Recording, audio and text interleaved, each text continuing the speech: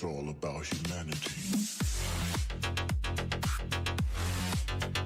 About humanity.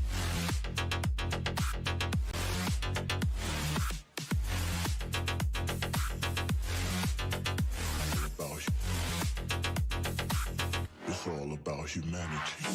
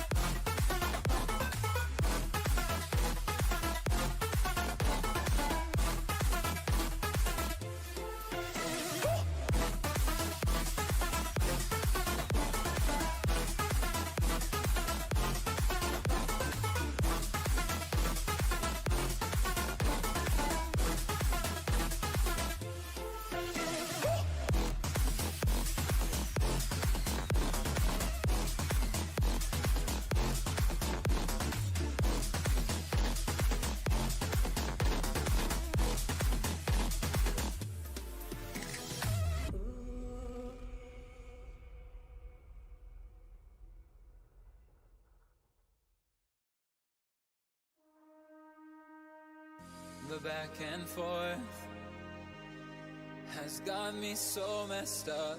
Don't ignore the signs. We've had enough of the whole damn thing that we got going. You hold the strings without me knowing. Why do I have to suffer through the thinking? Why do I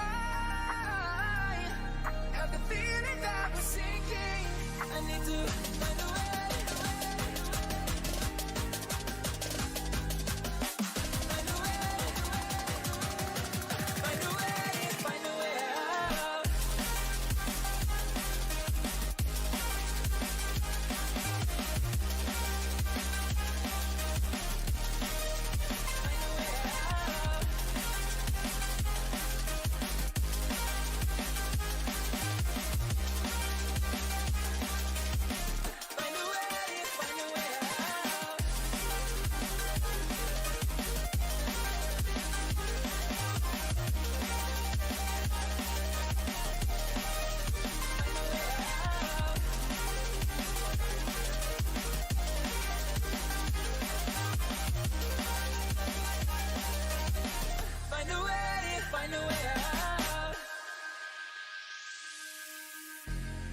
all this for?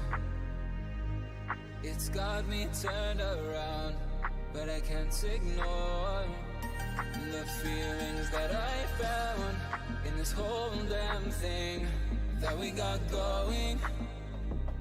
You hold the strings without me knowing. Why do I have to suffer through the thinking? Why do I have the feeling that we're sinking? I need to find a way.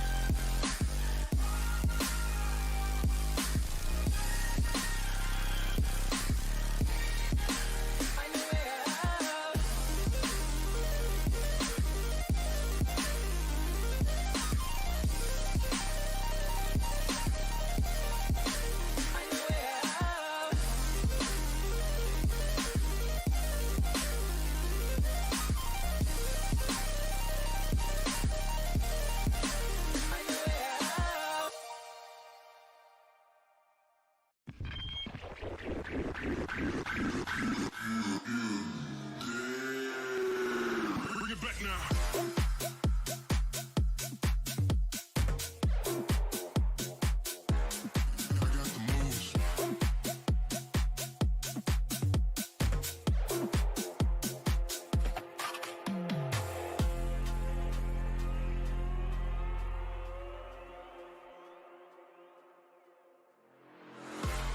Hey. Hold up. If you turn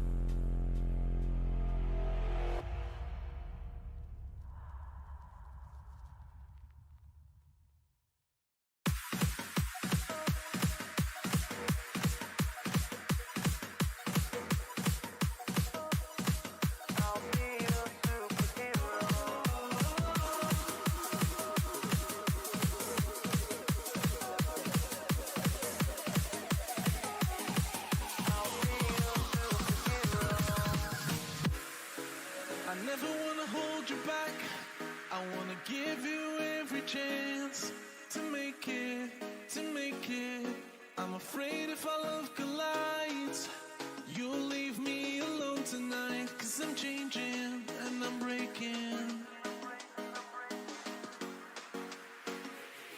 Is this over?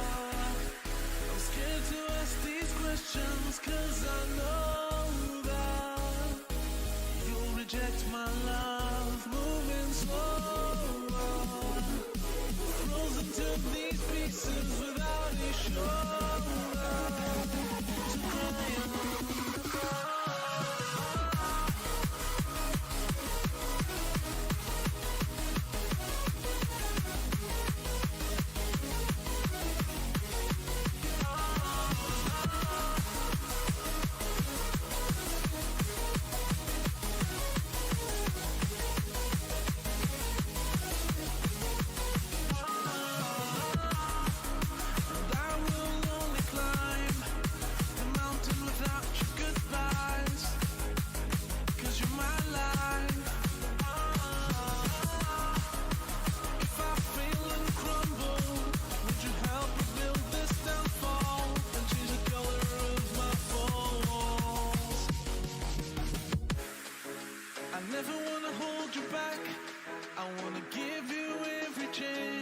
And I'll stand against all enemies, your enemies.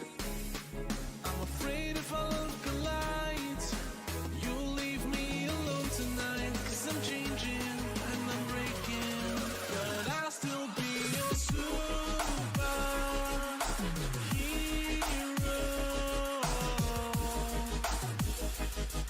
I'll be your superhero.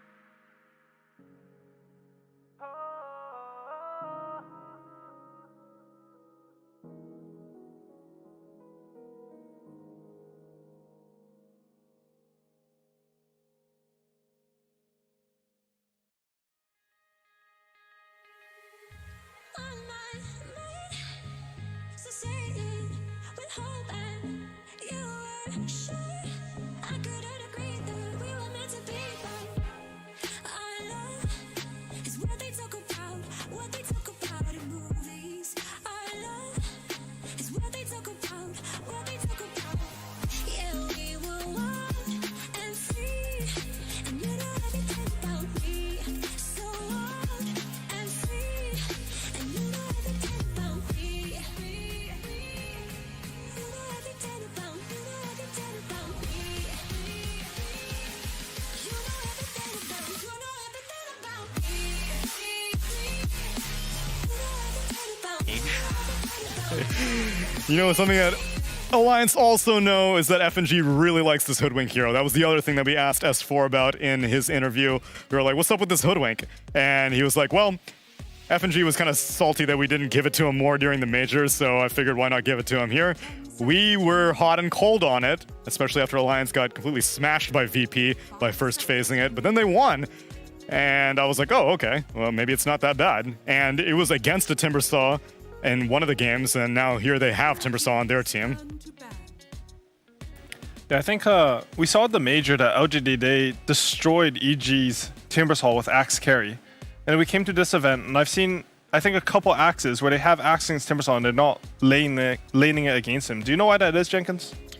Why they're not laning the axe versus Timber? Yeah, because at the major, I remember back before either of these heroes got nerfed. So Timber's got nerfed in his reactive, Axe's got nerfed in his spin.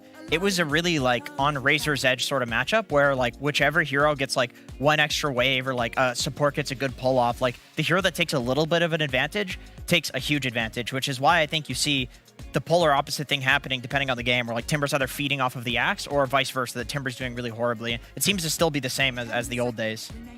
Okay. We haven't seen any offlane Timbers beat axes yet, though, right? I guess there's only the one game at the major. Like, we have 1 point of data. I think carry axe, like, starting with the first wave advantage being in front of your tower, as well as, like, a lot of the fives, like, you know, some ancient apparition, something like that against Timber. Like, Timber's early levels just really suck. I think it's easier to take an advantage with the axe, but once you get the level 2 Q on Timber, you can kill axe. I think we saw Seb yesterday killing axe when Axe had 2 levels on him or something like that, okay, with the 2 points in the queue. I guess the big thing about the safe lane is that Axe can use Battle Hunger to help his support, and Timbersaw doesn't really help on the side at all. Yeah, so you always get to like secure pose and the EXP advantage. Yeah, that's true. Yeah, not necessarily just about the hero-to-hero matchup, but also the pairings that both of them have, which no idea if this is going to be a Seb Axe or a Sumail Axe quite yet. It's part of the fun of seeing it as a first phase pick. Meanwhile, for Alliance, I'm kind of coming around to Hoodwink as a first phase pick. I think even though it has like basically 0 flex potential in the hands of Alliance, for one thing, it's a denial pick because Topson's been spamming this mid Hoodwink, so it kind of takes it out of their hands. Get it out. It's just weird. It's just weird to play against. Soxa yesterday with the arrows and the Hoodwink Bushwhack. I mean, how the hell can you expect that? It's like, oh, I got a creep wave here. I'm fine. Oh, the Bushwhack pushed me like between the creep waves. There's an arrow already coming. That's not so good. It's like, how do you predict that sort of stuff? And I think apart from the 2 games in Alliance vs VP, this hero has looked really good at both the major and this tournament. Even when Quincy Crew lost to OG, they sort of did the same thing. They denied picked the Hoodwink. I think Mojo ended that game 5-1 or 6-1. Like he was looking good on the hero. So I can understand the first pick. It's probably a hero that's undervalued because I think it performs a lot better in competitive than it does in pubs. I mean, I've read some posts about some 80% win rate Hoodwink spammers, but they're in like Guardian or something. So yeah, in this tournament, it was shown as roadkill on the beginning of our meta report. Sub 30% win rate, I think, but there was experimentation. Even the mid Hoodwink from Topson also didn't look that great when they initially started running it, so needed a bit of refinement, but it seems refined now at this stage of the tournament. Yeah, the thing with Hoodwink is that if you're picking it as like a 5 especially, or a 4 to some degree, you're never going to be like, why do we have a Hoodwink? It has stuns. Yeah. It's just a stunner with a break nuke ulti, like a big nuke, some wave clear. It's annoying in trees. It's like picking a Crystal Maiden. You're never like, why is this hero on my team? I think you'd be more likely to ask why Crystal Maiden's on your team than a Hoodwink. It just always performs fine. On the mid lane, I think it's way more of a risk, which is exactly why Topson gets off to playing this hero. He just loves those risky kind of mid laners where it's just feast or famine. There was a Reddit poll that won out between feast or famine, or it was like hit or miss or something like that. It was bread and butter. Bread and butter, yeah. It's his bread and butter, absolutely, as Aoi was saying. As I was saying. Back to you, Aoi. So right now, one thing that OG is lacking is they're lacking a little bit of team fight. I mean, both sides really. But if you pick Axe and Mirana, you're very single target because Call, while it's an AoE spell, you pretty much only, other than the Sabs, you pretty much only see it hit on one target. And, Potom is mostly picked for the arrow. They ban out the Lina, and they have a Mirana. I wonder if Phoenix might be a consideration for OG. Still need to figure out their 5 position. Tell me. Sumail does play carry Mirana. Oh. But he's not going to do it because it's terrible. But, if there's any team that's going to do something like that. They go for a different bird, the more popular bird, Winter Wyvern. I doubt we'll see an Aghanim Scepter this game like we did on Zephyr last game. That was a cool build. That was a cool build, but I still feel like Locket is the go-to. Yeah, I think so. I mean, even against heroes like Hoodwink and Timbersaw, who you're setting up for Bushwhack as well as his Sharpshooter, all of Timbersaw's abilities, the Holy Locket is still so good. It just seems like it heals through almost anything that you need to have like 5 heroes that abuse the Cold Embrace to actually punish it. Just 1 or 2 doesn't seem like it's quite enough. I'm kind of surprised that we're not seeing more Slark as a response to Winter Wyvern. I feel like being able to build up Essence Shift on Cold Embrace targets is underrated. know, It's a pretty hard matchup for Slark though, because you get ultied and you just get stunned after. You can't Dark Pact off to Winter Skirts. Yeah, that's true. That's true. I really like playing Winter Wyvern for Slark. But if anybody's gonna play it, it would be Nico, baby. Yeah. He does like Slark. He likes That is Slark. true. He likes to be a shark. I think they should take Phoenix here on Alliance. I think Phoenix is by far the best counter to Winter Wyvern, as shown a couple times in this tournament. If you heal someone and they get Sun Raid, they don't really heal that much. And the thing that I always like versus Cold Embrace is sort of area control spells like Phoenix Egg, Underlord, Pit, where you get out a heal, but you're still baiting your team into a bad position. You're not worried about Mirana being an egg hitter, already being I don't think you drafted? should be. I don't think Mirana's the same as before. They nerfed the leap attack speed. Like, Oh. the talent's not as good. Okay, Skywrath. Well, I mean that's like the hero for abusing the Cold Embrace. Yeah, for sure. I think Miranda will probably just pick up a Force Staff, though. Yeah. It is an interesting idea because they have a lot of magical bursts coming out, right? If you get the Skywrath Silence onto anyone, combined with a Hoodwink ulti, like, they will die. Yeah, that's true. I'm wondering what sort of setup we're gonna see here from Alliance for the Skywrath, because Faceless Void. yeah, I could see that happening. yeah, that seems good. Even if you Code Embrace someone in the Chronosphere, then they can't get Force Staffed, right? You can always hit your Skywrath ulti, your Hoodwink ulti.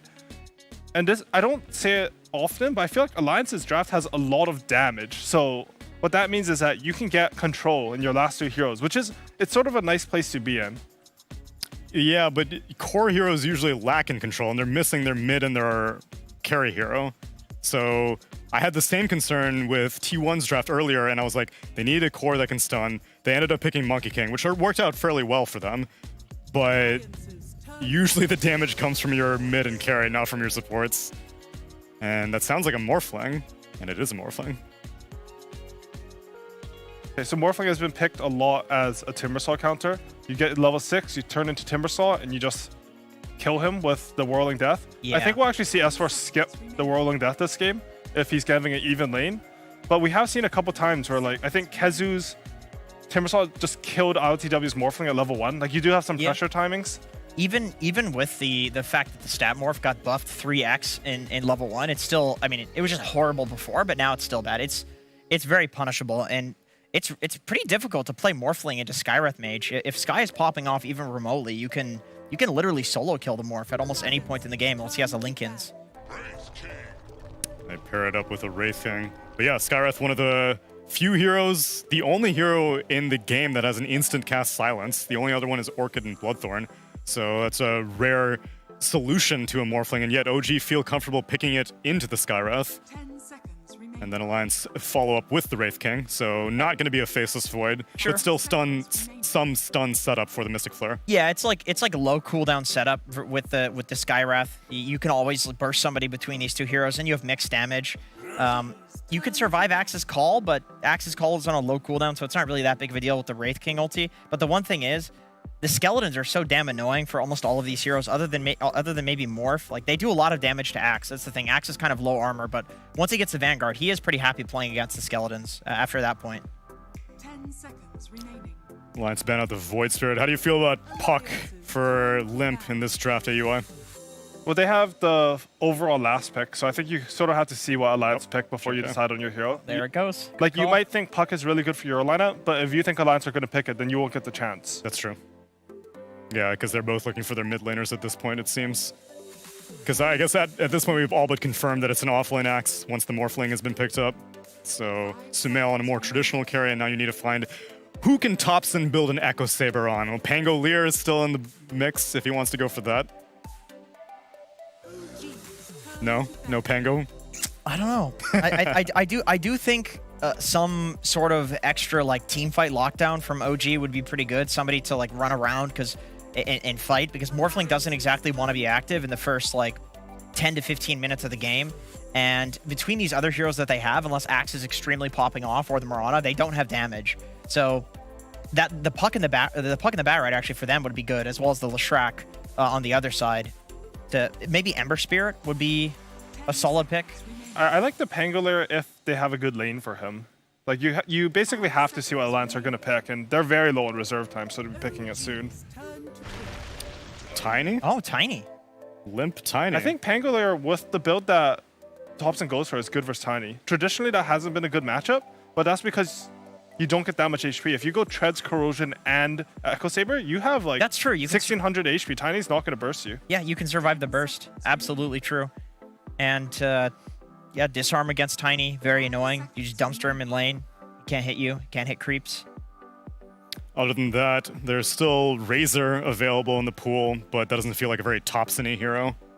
Ember's probably fine as well. Honestly, Razor would not be that bad a pick. I want their hero to be able to team fight. So more than the Razor and the Ember, I just like Pangolier for them. Yo, how about mid Bristle? I think it's weird Against Timber and Hoodwink. Break, yeah, the Break from Oh, Break, that's right. Monkey Oh, King. there you go for a Monkey Oh, King. okay. Well, I mean, this is That's just a this classic. is just the dumpster Tiny in lane. This is like such a difficult lane for the Tiny to play into. I do feel like Limp has played this matchup like 40 times in Oh pubs, yeah, of though. course, because So, everybody plays. It's like Void Spirit versus Monkey and Tiny versus Yeah, Monkey. Limp will go into pubs, so just pick his Tiny pretty early, and he will win the game even though he gets countered. Yeah. I want to see who's picking what, just to confirm. I mean, I find it very unlikely that it won't be. Oh, top Oh, it could be off lane Monkey King? Okay, they're playing the Monkey. Oh, Seb actually does play a lot of He off does. lane Monkey He's King. spammed They it. might, if they put the Axe safe thing versus Timbersaw, I actually really like that.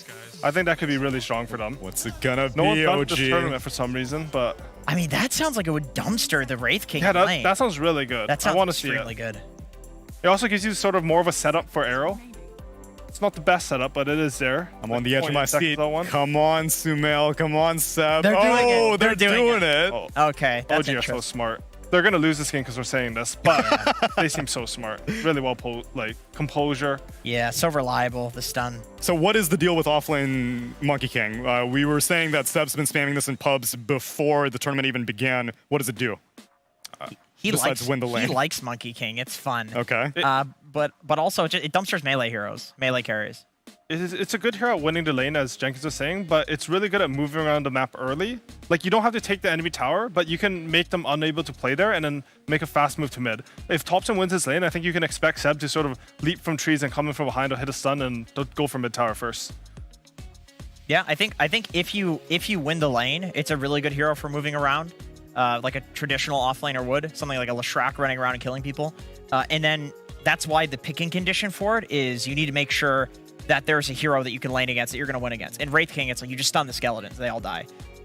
Well, I'm looking forward to seeing how this turns out offlane Monkey King, and I'm also happy for the debut of this casting duo on the mainstream. Say hello to Avo Plus and Seek and Strike. Hello guys, and thank you Tsunami for the nice pass. We started in the B stream, now we are here. The panel's very excited for the draft, Richie. They really like the OG picks. Let's see if they are right or if it will Kyle OG. We're gonna see very soon as our match is gonna be underway any second. Yeah, I will say the last time we casted an offlane Monkey King, I believe, was for the previous iteration of Bait back in DPC Season 1 for Eastern Europe. If you recall, that was back when Sexy Fat went satanic on that offlane Don't Monkey remind King. me. I'm hoping that that Seb has got something different prepared this time around, and I certainly expect that he does.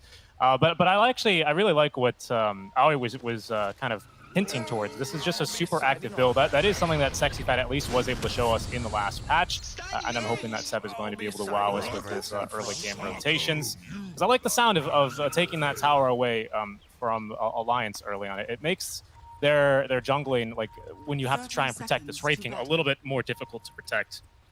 Especially because Alliance will be able to move through really, really nicely. I mean, they've got Moonlight Shadow, they've got Monkey in the trees, there's an Axe who eventually, if Sumail goes for the same build, is going to be going for that Manta blink into the Shard, so should be a really, really exciting series.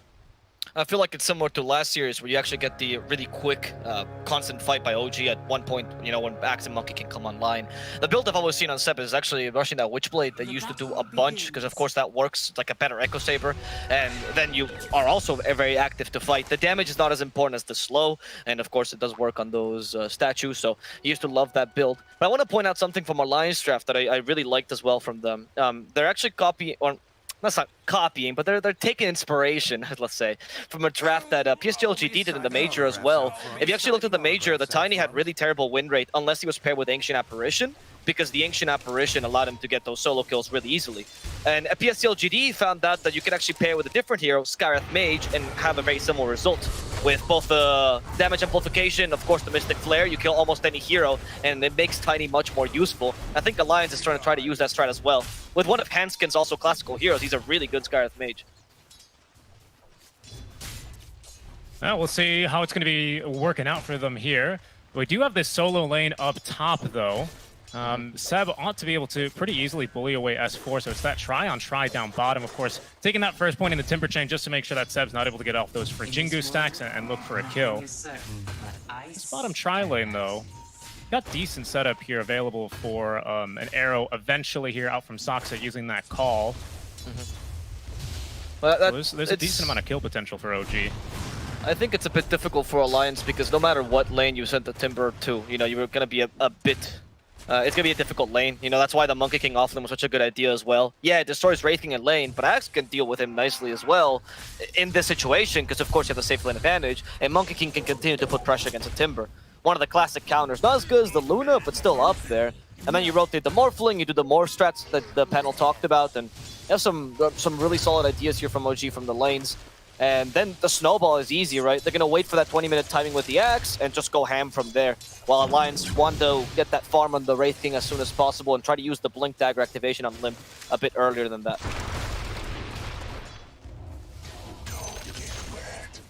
I wonder how Topson's going to want to build this one. Maybe the Echo Saber just for a little bit of extra stats. No, of course not. But, you know, it's going to be a little bit difficult to actually try and burst through this Morph lane if you do end up going for more of a stat-style build, as Nico Baby ran down a bit by Sumail. Both supports here for Alliance still holding at level 1 for now. Notel eager to abuse that second skill point that they've gotten here, as well as for Soxa. So you lose a bunch of experience here as an Axe, but as a laner, you're just really strong. And the Skywrath Mage, I don't feel like does as much. I've seen recently the 4 Skywrath Mages very often will actually get many points in Concussive Shot or Ancient Seal. And in lane, what you'll do is you're harassed with your nice range and you're actually decent attack damage. But against an Axe, that's just not as viable. The Battle Hunger can be kind of brutal against you. It's a difficult lane to run here, and the Magic Sticks completely cover them from potential Arcane Bolt build as well. With Notil, at one point, maybe he can go for a single point in the Cold Embrace, and that'll keep Sumail nice and healthy. How do you... Top lane, man. This is already going pretty rough for S4. I mean, Seb is out of control already, 18-4 compared to the 9-0. So, unsurprisingly, this is working very, very nicely for the Monkey King. S4 is resorted to skipping waves. Yeah, it's tough to... you're going to have to do a recovery period for Alliance at some point. They do have some really good ganking potential around that Blink Dagger on Tiny. So as long as his lane goes well, you can combine that with Skywrath Mage and Hoodwink, and you have insane magical burst that I think it even kills Morphling, honestly. Even if you don't get him before the attribute shift, it's good enough. In fact, talking about Morphling dying, there it is. Our Observer couldn't even believe it. Limp just surprised him there with an avalanche and murdered poor Topson. Out of mana, so he couldn't really attribute shift as effectively. Not just that easy. That's also going to have a little bit of a snowball effect here. We can already see Limp meandering on over and snagging that bounty toss, rune. actually. All right. Yep. With the tree on top of that. Okay, well, I mean, yeah, if you can get those early kills, Morphling has really low range, why not? You can go for it, and that gives your Tiny the advantage that you're looking for anyway, because you're going to be playing around him. Or at least that's the idea to me from the Alliance draft. Before OG can get online. So it's not too bad, even if the lanes aren't going ideally for them.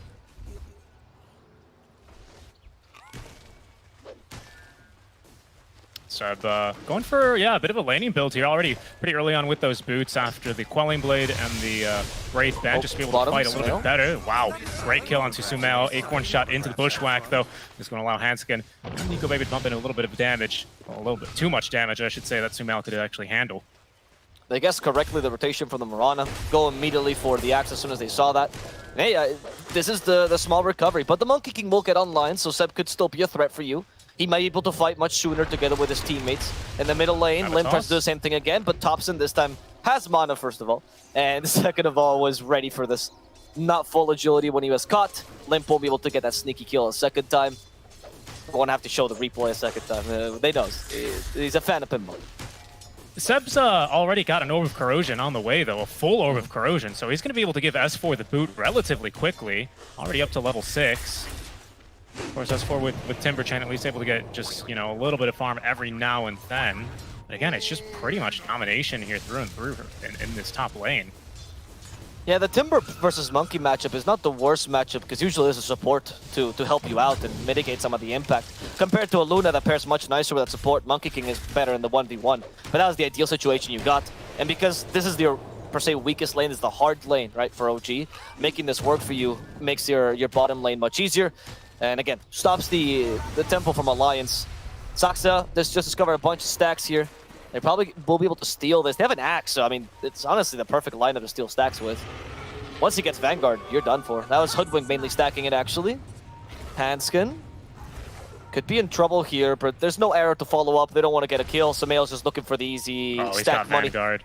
I mean, even if Sumail didn't have Vanguard, we've got the complexity strat already that Kyle was keen to bring up and take credit for, because of course they did do it. Seb. Rotation top lane from Limp. The Avid Toss is going to be enough damage along with that Chakram for the kill. And as I was saying, here's No-Tell with Cold Embrace if they needed it, but they didn't. Sumail very easily able to tank these up, so all that efficiency. Thank you very much, FNG, for those stacks. It's going to be a nice goal ejection here for Sumail. At this point, that was almost insulting to poor FNG. It's like, by the way, let's not forget, this was the squirrel all along who did this for Sumail. Very happy about this, of course. Now at Berserker's Call, I don't think this should be a kill. Nico has a stun, but the arrow's coming in. Unfortunately, a bit too late. Nico can get away. Regardless, since your axe is this far, I mean, you're happy as OG. You don't need to get any kills. On the line side, though, Limp is starting to get online. They might try again here for Seb. Limp is still idling in the area. They've got a ward down as well, watching over that triangle. But they should know that there hasn't been anyone mid for some time.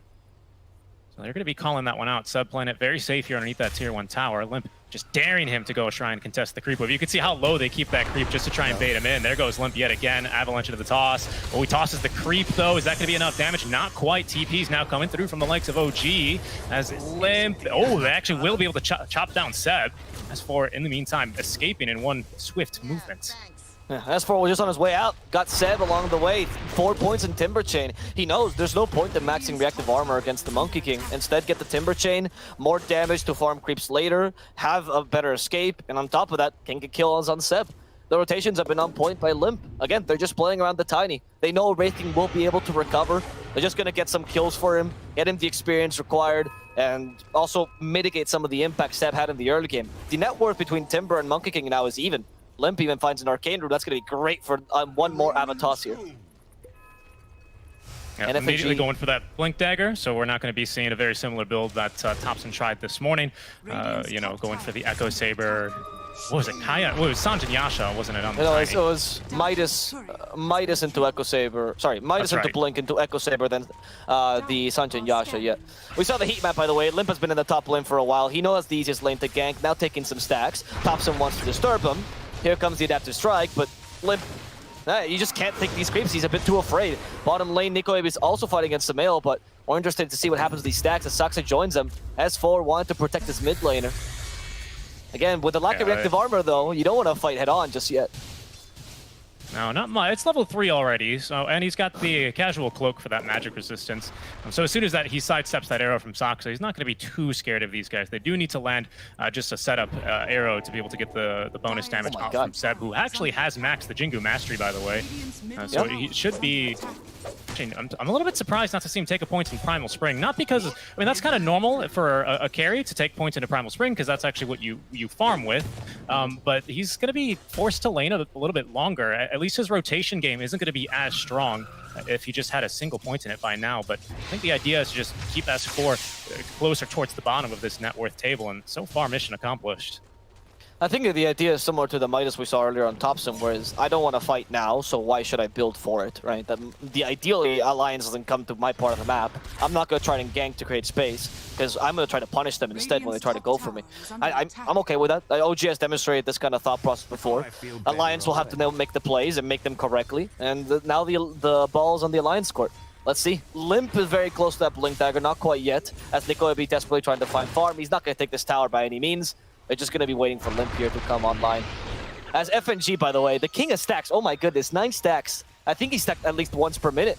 Yeah, yes, actually every single minute. Best support possible. Bottom.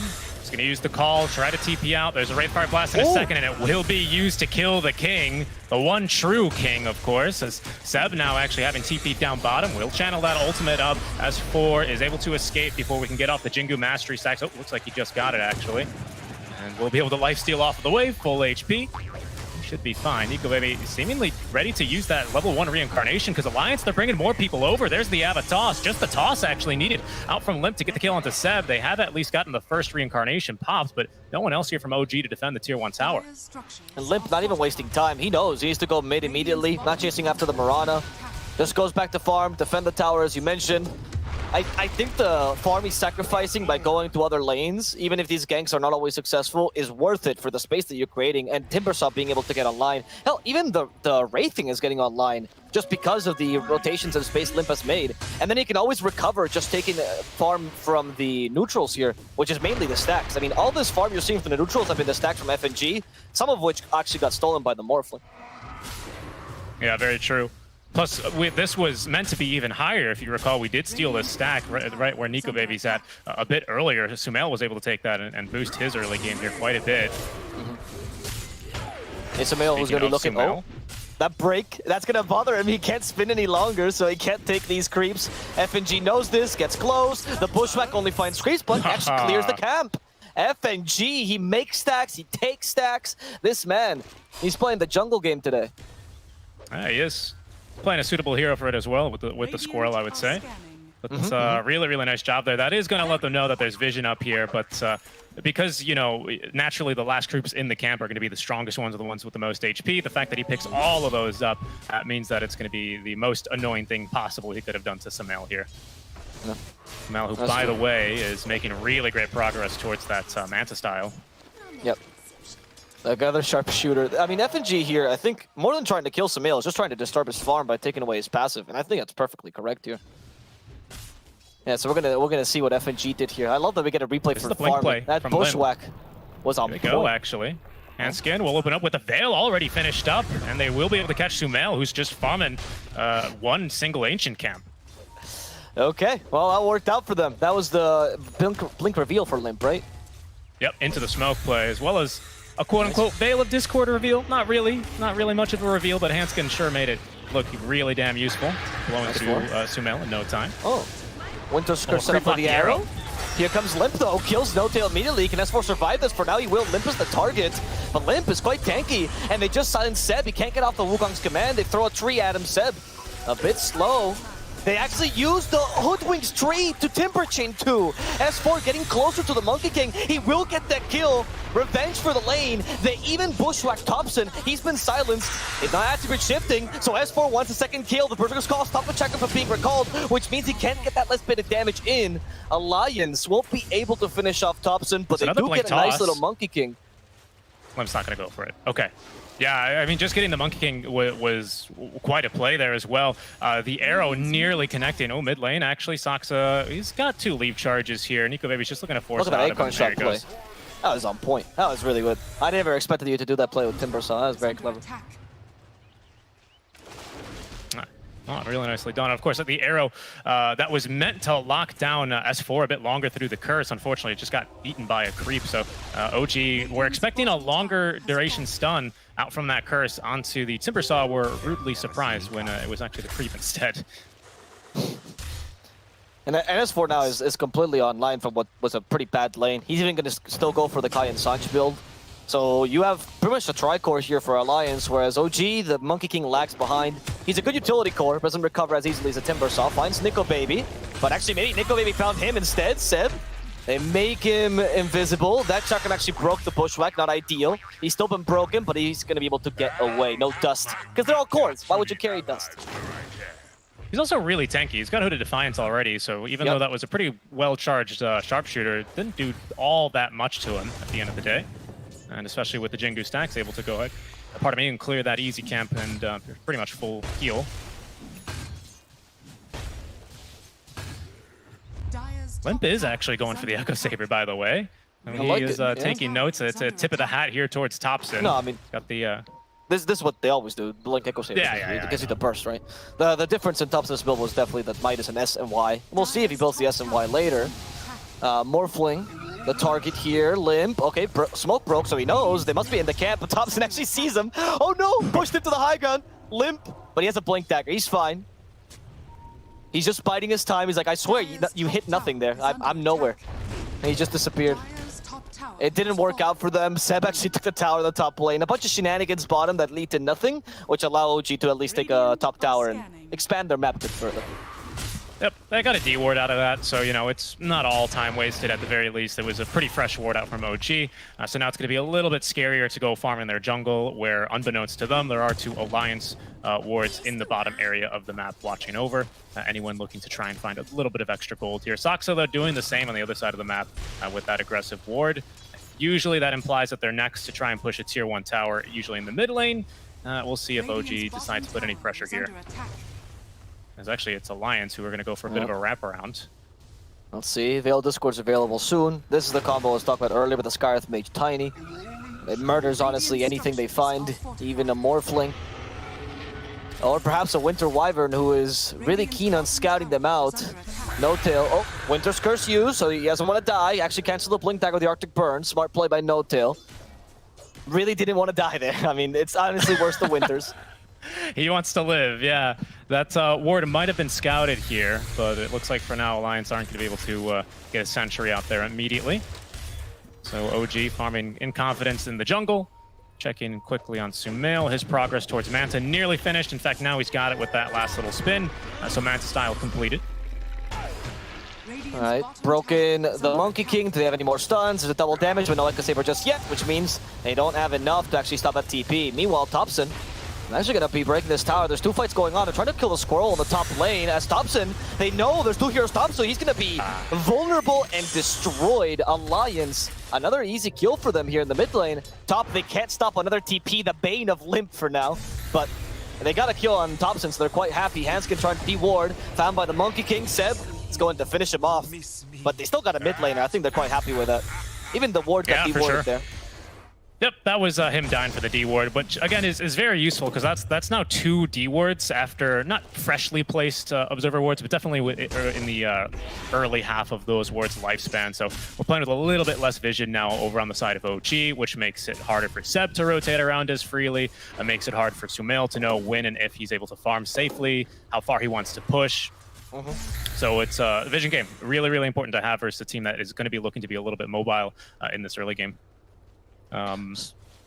Yeah, but we, you know, the panel was talking about what do you use to punish a Cold Embrace, and Skywrath Mage is absolutely the answer. Easiest setup in the world here for a nice Mystic Flare, only to be buffed further by that Veil. I do agree with the point they made about the 4-steps, though. I think you should pick up a couple of 4-steps here this game. Winter Wyvern and Mirana can both pick them up, quite useful. I mean, Holy Lock is still priority for the Winter, but later on, those 4-steps, not only do they stop you from being killed by the Mystic Flare combo, they might even be able to destroy trees, which gets you rid of the bushwhack. Like, there's a couple of utility that the 4-step can commit. In the bottom lane this time, No-Till still has that ultimate, but not the time to use it. Instead, they're going to be looking for a tower here as Alliance, expanding their map further. OG still hasn't gone to the point where they could play their game, you could say, as Axe still not online, needs that shard first. Yeah, Seb is going for the Echo Saber here, by the way, on the Monkey King. I think it's finished now, flying on the way towards him. This no longer slows, it hasn't for a while, by the way, but it no longer slows, or procs rather, on the Wukong Command ultimate. So that's not a thing anymore. But it is good for farming and for building up your Jingu stacks. Yeah, I mean, if you're going for the fighter build, which seems to be the case here, right? With a hood, kind of building like a tanky Monkey King that can also just frontline. I think is pretty solid. Like I said, Seb used to build the Witchblade when he was looking for the slow within those monkeys. But then again, he also used to build the Ags at that time because he's a very greedy Monkey King offlane. And probably not the case here. Instead, BKB, play more of the Vanguard Monkey King, seems appropriate for this game. Limp really afraid of that tower. Hit it once, it moved, oh no. Gotta retreat immediately. You never know if there's a monkey waiting for you right on top of the trees. Fortunately for them, he is currently bottom. There's Blink already for Nico Baby, so we were talking about getting ready to fight here with this Echo Saber. That is definitely a fighting item at the ready for the Wraith King. We can fight, though, here on the side of OG, because we've got a Vessel with 2 charges in it. There's a kill top lane, though, as Thompson morphs into the Hoodwink to utilize that Bushwhack. Back down bottom, though, they have cut the tree of Seb, who's just going to look to TP out. Limp, though, is going to be able to blink on in to stop that one. an avalanche to keep him held down, and that kill is going over to Nico Baby. Middle tower is under Even the attack. small things. Limp knows when you need to cancel a TP, you gotta go for toss first. The Avalanche has a bit of the 0.5 seconds it takes to get there. Meanwhile, we see the hoodwink kill yet again, as the observers don't miss a thing. But I think those kills bottom are much more important, as is the one on no-tail now, Lions. Yeah, you lost the hoodwink, but he's your 5, so that's equivalent to the no-tail kill you just got. Meanwhile, you being able to take down the Monkey King, really, really valuable. No Wukong's command to defend your plays. S4 seems quite free here. Yeah, he is Samael? not scared of anything. He's got Kai on Sanj. Yeah, Samael was trying to farm those ancients, but S4 is like, no, I want them. They're mine. What are you going to do, Samael? How are you going to contest them? You can't. Radiant's Did bottom Sumail, tower by the is way, under in the attack. last game, because I would say in the last game that he did play the carry axe, they did have a little bit of a better start than this. You know, it kills or whatever, Yep. kills mean nothing. But I did still feel like a little bit of a better start. Do you remember if he went first for the shard instead of the blink dagger? I think Yes, he went did, for right? the shard. Yes, but there was a reason Okay. for it, and it's actually similar to this game. We'll see, because in that game he was building up towards the blink dagger, then got killed right before, and he was down. He lost a fair amount of gold, and then needed to be in recovery mode for a while, which is why he went for the shard first. This game, we'll see. Maybe he doesn't consider like he's in recovery mode just yet. Maybe he thinks he has to fight with his team. Seb is committed to this outpost. Nico Baby also sends a skeleton army away. There's actually reinforcements coming the way of Alliance. A whole 4 smokes. Nico Baby's committed to taking the outpost back, and OG probably knows this is a trap. Yeah, it kind of felt like they were setting a trap, but no, OG just really wanted the outpost there for a couple of seconds. And at least buys space, and it is a little bit of a bait, forcing those rotations, or I guess baiting those rotations, as Sumail instead will go ahead and push up towards top, but in the triangle, in some trouble. It's going to be Thompson. He's going to be able to stay alive for now, and Arrow will hold down Limp, and Seb actually is going to leap in after this one. He's broken, but he's at least got off the Wukong's command, as the Winter's Curse only catching on to Nico Baby. That is going to be Saksa then leaping away safe and sound, but Seb now back into his own arena is going to be killed off. All right, Thompson walks back in, though. He's hoping to kill off S4, using his own form with a constant whirling deathing. Nico Baby, though, going on for Samael. Does he have enough damage? Thompson wants to help him out. In fact, S4 almost dies there, but barely gets away. Here's Limp coming back with the avalanche toss combo, killing 2 cores at once. Alliance was just waiting for that combo to get back online so they could finally punish Samael and Thompson. They almost did it, but the choice to go for S4, the only core that was really staying around, because of course Wraith King had reincarnation, you're not going to go for him first. It was just tough. What do you kill? The Tiny is a bit too slippery. The Hoodwink and Skyrath Mage are nowhere to be seen. Timbersaul's too tanky, and Wraith King has 2 lives. It's honestly a loser's game no matter who you pick. Radiant's middle tower is under Yeah, and attack. Alliance, of course, getting the kills, they're going to be super happy with that, but also just establishing control here in the enemy triangle. This is going to further delay Sumail's Blink Dagger. He was just about to finish it off, but now he's going to have to hit a couple more small camps before he gets the Blink Dagger online. He will be ready to go, though. It's literally just a couple of camps, a couple of waves here, and then I suspect OG are going to be looking to smoke around that big power spike, because it is going to be able to chop through just about anyone, especially with this Vessel on Saksa. They shouldn't really have too many difficulties here. Second life of Wraith King aside, of course. Yeah, well, that's the difficulty, though. Your lineup has a fair amount of burst in the Axe and the Morphling, and against the Wraith King, he's the king against these kind of strats. I mean, Nico may be struggling against the illusions. We see it. You know, you're meant to burst on the Wraith King. But if there's a hero that's pretty good against the carry axe, it'd be him. Strength hero, so nice HP gain, 2 lives, so you can deal with a Manta Style Berserker's Call initial bout of damage. We'll see as OG seems to be preparing for their next fight here with the smoke. We'll see who they can find. And into the jungle, or into the triangle goes Seb, leaping up to another tree here. Oh, FNG. There goes. It's going to break. Oh, yeah, that's a kill onto FNG, of course. Just kind of throwing himself into the smoke gank, making sure that his team can escape behind him. S4 might be in some trouble. And he's going to be able to Timber Chain away before Seb can get eyes on him. Take the smoke, though. I think that's fine, honestly. I mean, that smoke had to do so much because they had to regain high ground to be able to use it. Then you had to go and try to find the ideal kill. And like I said before, that's really Limp. I mean, you got to kill Limp at the beginning of the fight. He is slippery if obviously he's not the first target, but you should be able to murder him. He's not that tanky. And then you get rid of a big bout of burst damage that Alliance has. We've been holding on to a couple of smokes here, by the way, for OG. Saksa just had 3. He's now down to 2. And they kind of need to use this period to kind of fight themselves back into this game. Of course, kills don't mean anything, but the 7k net worth lead is a little bit troubling here for OG. Especially because a lot of this is going to be on the Wraith King, who now has got the S and Y on top of that Radiance and Blink Dagger. So he is He's big. Yeah. And Axe, He's a shark. Axe is gonna struggle to kill him twice. That's the goal. We have the full build now though for the Axe, so he's come online now. Perhaps he might wait for the BKB. That will nullify some of the impact by Alliance, but Wraith King's only gonna get fatter and fatter right now. In fact, you even might see Tiny start to transition into being more of a carry, right? Rather than just the burst damage. The Assault Cuirass is the first step towards that, giving you that attack speed so you can actually hit. Now with the Shard, this transition is a bit smoother, as you actually can become a nice late game carry by having the tree grab always available to you. Hanskin is basically just building into anti-Morphling. He's got now the Aether Lens, the Veil to amp his damage, and longer cast ranges, of course, and immediately into Aeon Disc. Just knows if he can just kind of distract this Morphling for a little bit in the fight, but and always have that kill threat over him. It's just something that we can't ignore. Nico Baby has a haste rune. Feels invincible, but is he? No, he thought about it twice. There's that moment with the haste where you think, I can do anything, and then immediately, yep, you go into a play like this, S4, it's gonna be bursted down. Now Sumail, having completed this build, does deal a fair amount of damage, and Timbersaw is no longer a big obstacle. Or another a tanky smoke obstacle. play here. OG, there's blood in the water. They're gonna go hunting for a shark now. A Seb into the triangle. Smoke will break, and they do have eyes on him. He's gonna hop back down. Able to avoid the Radiance Burn. Arrow is just going to miss FNG. Mystic Flare, good damage onto Seb. Silent Stump. He is going to get the Cold Embrace heal. That'll keep him alive for now. In fact, look at the healing. He is now going to get aided now by at least the Winter's Curse. A Sumail with a two-man call. Underneath that tier 2 tower, Hanskin will fall. Yuko Baby still having his level 3 reincarnate, but it's Limp is the one in trouble now as the Axe army slowly spinning him to death.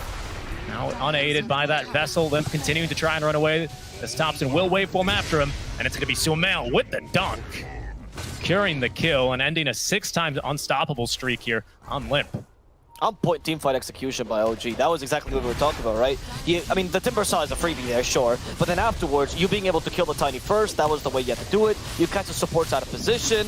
The Axe is not bothering or concerning himself with the Wraith King. On top of that, what actually saved the Monkey King there was the Holy Locket. Let's not forget that you can actually use it on teammates.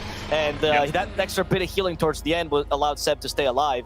Really, really well played, that team fight on OG. This is what we saw, by the way, last game they played with the Axe carry. This just a bit earlier, where the team fights, they reach a point where they're chaotic, and OG just rubs their hand together, like, this is where we relish, this is where we were born.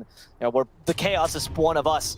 And Alliance needs to have to deal with this. Unfortunately, Quincy Crew could not do so, but Alliance may have a better plan. They have the heroes to do it, for sure. Yeah, they got to be like super certain that if we use Mystic Flare and the Ancient Seal on someone that's not the Morphling, that you do end up getting that kill. Because at least then it's like an even fight, right? Or at least it's a 5v4 in that sense. Because if you use that combo of spells and Morphling is not affected by this, he's just going all in. There's nothing really that he's too scared of this game. You know, Bushwhack is always a threat. Wraith Fire Blast, he can usually Manta dodge. And that's kind of about it. At this stage, he's too tanky for Limp to just solo burst him. To see that again, right? There was the Mystic Flare used, as you mentioned, but immediately saved. And with that, once you got that Cold Embrace, you were lacking actually the magical damage. You already used all your burst. There was the Holy Locket I was talking about. The Radiance might have been able to sort of take him down with the Arcane Bolts, but the Holy Locket made sure that was impossible. Alliance, now they're rethinking their strats. They gotta find the solo kills, make it so these engagements are not as difficult, so it's not a full 5-on-5. But Seb, oh, he actually got bushwhacked. There's the Mystic Flare. This time it is going to work as the Sharpshooter was there to take off Seb's head. Sumail is the next target. He does use the Berserker Skull. Extra armor for now. They hit him with the arrow. Saksa protecting his king. And what a royal guard. Sumail will be able to get away thanks to Saksa's efforts. No till 2. He could maybe almost blinked right on top of where Sumail was TPing away. That was a little close for comfort. But he's not going to be able to find him. I'm sure Sumail saw the Radiance burn and maybe went a little monk ass, but he's all good to go.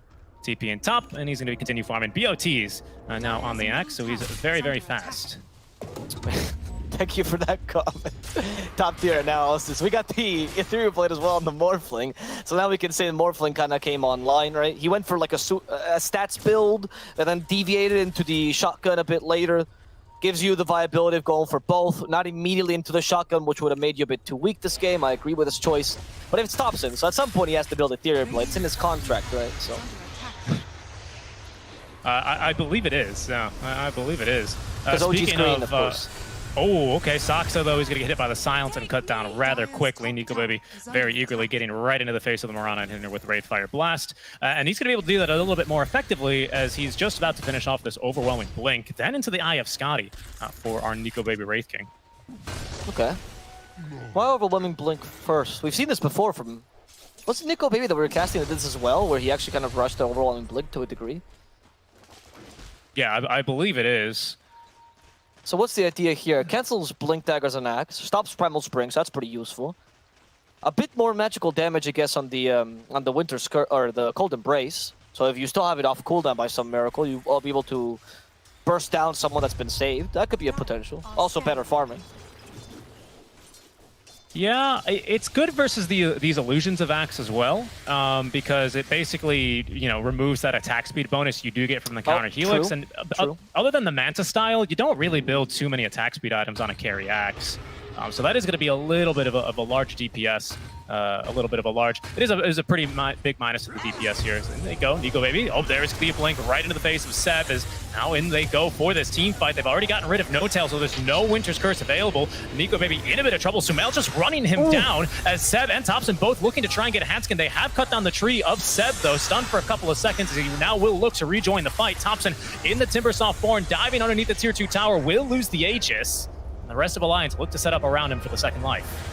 Bushwhack misses, but they do have the toss. They continue with the Wraithfire Blast. Thompson is full strength, though. How are you going to bring him down? 2k HP left. Alliance has to give up on Thompson, but they might still be able to find some stragglers. Let's see. Oh, never mind. They're going for Thompson again. He took a different path. Thompson perhaps a bit too cocky, but was it justified as actually going back in? Thompson was just baiting. Sumail's going for the squirrel. Dunk. Goodbye to FNG. And with the E-Blade, Nico Baby, how are you going to hit anything here? S4 or Nico Baby, they're going to go with a man against the man with only one life. But they don't want to get out of this Wukong's command. Oh. Nico Baby re-engaging yet again. The arrow misses. Want to kill Seb, actually toss it forward. Says, I'll deal with Seb. You go for the Mirana, and Seb is already dead. Limp, acknowledging he was strong enough to finish off the Monkey King. Saksa will die to Hanskin. Alliance end up turning the turn of the team fight. Yeah. Tide has been turned quite easily there over for the likes of Alliance. I think it ends up here in their favor. Yeah, 4 dead for OG. The fact that they're able to dispatch of No Tail. It was Aegis as well. Yeah. Well, no, it's just Aegis on Morphling. It wasn't a death, that's what I'm saying. It was 3 dead plus Aegis. Good point. Technically. Good point. 3 dead plus Aegis. I mean, it's huge, though. It's so big that they're able to get rid of No Tail immediately in that fight, because then there's no concerns whether or not they group up anymore. You're not really that scared of them after that. Ends up biting them a bit in the butt, because Sumail, it does, you know, much like ILTW did yesterday. Oh, hold that thought. They actually are able to catch Thompson. Saved a bit, though. The magic damage is not enough. There's so much healing right now onto the Morphling, but not enough. At the end of the day, Limp is going to be able to right-click through him as soon as he pops out of that Cold Embrace. Nico Baby might consider going up high ground, but can't. Now that the Arctic Burn is going to put that Blink Dagger on cooldown. I have liked that the overall Blink pickup, though. He's able to just chase after the supports really easily. An issue with an extra bout of damage, which of course gets boosted by the Ancient Seal Veil Discord. It's been good here for Nico Baby, and the extra tankiness is definitely welcome. Now they can go for some towers, using the Assault Cuirass, of course, to their advantage. Another overall Blink, hoping to burst on the Mirana. They use the Mystic Flare, everything in their power. Yule's hit them to dispel that silence. She needs to leap away. Saksa, they hit her with the Spirit Vessel. She's down. They've lost Saksa, but in exchange, OG might be able to take down Limp. They're chasing after him. BKB has been acting as Seb really wants this kill, but Limp, he's only getting away. Seb will jump on top. That's going to guarantee it. As Seb sets up the Wukong's command, doesn't want S4 chasing after him, but S4 still wants to kill Sumail. Who's going to protect him this time? Nico Baby so close to die, but he still has a second life anyway. Sumail's just a bit faster thanks to the Boots of Travel, so Nico Baby will have to settle for No Tail. As Seb has been left behind, Alliance is now starting to sandwich him. They all go against Seb, who gets healed by the Cold Embrace. No Tail will have to pay for these sins. Overrolling Blink, and No Tail's down for the count. That's a dieback, but still, going for Seb, guaranteeing the kill on the Monkey King as the squirrel dies. All the woodland creatures are falling, and now it's only the big beefy boys fighting it out. They don't want to continue this. Alliance is done with all this bloodlust, but OG is not done yet. As they go for S4, who has A on disc. He still has the Timber Chain, but so does Thompson, and the shotgun on top of that Lotus Orb, so he won't be slowed. Instead, Nico Baby, actually from behind, he saw the Mirana, wanted the Mirana, but instead he's only going to find his own death. Nico Baby, the greed. That was an extremely greedy play by him, and he didn't even get the support as a result. Yeah, that was a bit brutal. Good buyback out from Notel in the middle of that really, really long fight to make sure that he's able to at least bait them out a little bit longer. Sumail just looking to drag people back in. I mean, that fight started off, I mean, there's so many things to recount. Limp really making the Tiny look just super broken as well, able to blink in and just kidnap Sumail, who has got to use BKB super early on just to get back onto his own high ground. Oh, it's a close one, but you can't just get into the fountain of OG that easily. You know, they're the ones that usually want to go swimming first. What I'm kind of loving about these fights is that, honestly, I can't really tell who's winning them, and I think neither of the teams can either, because they keep baiting each other, and sometimes I'm questioning if they're baiting themselves to a degree. I mean, I think the end Nico was a bit too much, but all these plays that Alliance is making, like, it's this philosophy that Alliance has been taking that allowed them to get all these sneaky kills out of it. So even though maybe that play was a bit too far, I don't disagree with the idea behind it, which is let's keep trying to get these sneaky kills where OG least expects it. We have insane pickoff potential, but in 5-on-5 we're a bit weaker. So the best advantage, the best way to use this is to use OG's chaos against them. Yeah, I thought I juked myself out there for a second. Seb had an item on the core I didn't see. It's this Helm of the Iron Will, and I thought he just had queued up a Divine Rapier casually. I was like, Seb, not like this. Go Satanic first. Yeah, it's Nullifier this time because he saw the Aeon Disc. He's not going to let that happen again. I think the Aeon Disc was a good pickup. Oh, the smoke. This is somewhat of a bait. Sumail actually walks in. He has a roll and blink himself, but Sumail will be able to last this. He has a BKB. In fact, they're going for the Wraith King first. Bit difficult though, Nico. He still has a second life. Winter's Curse to reset the fight. Actually, to retreat, perhaps? OG? They have the low ground right now. They need to recover the high ground if they really want to fight this appropriately. Thompson turning into the Wraith King. Got the crit out of it. Yeah, actually, they're going to kill Nico with the illusions. Not going for Limp. Mystic Flare though, it's bursting out Sumail. Wasn't expecting that amount of damage. Cold Embrace at least used. Saving Thompson. He has been silenced though, but he is full strength already. Nico Baby somehow still alive. He hasn't even lost his first life. Instead, it's poor little Thompson trying to get away. Even with full strength, he doesn't have the resilience to tank all of Alliance's damage, and they'll lose 2 here, OG. Thinking they could do it, but unable to bring down the Wraith King even once.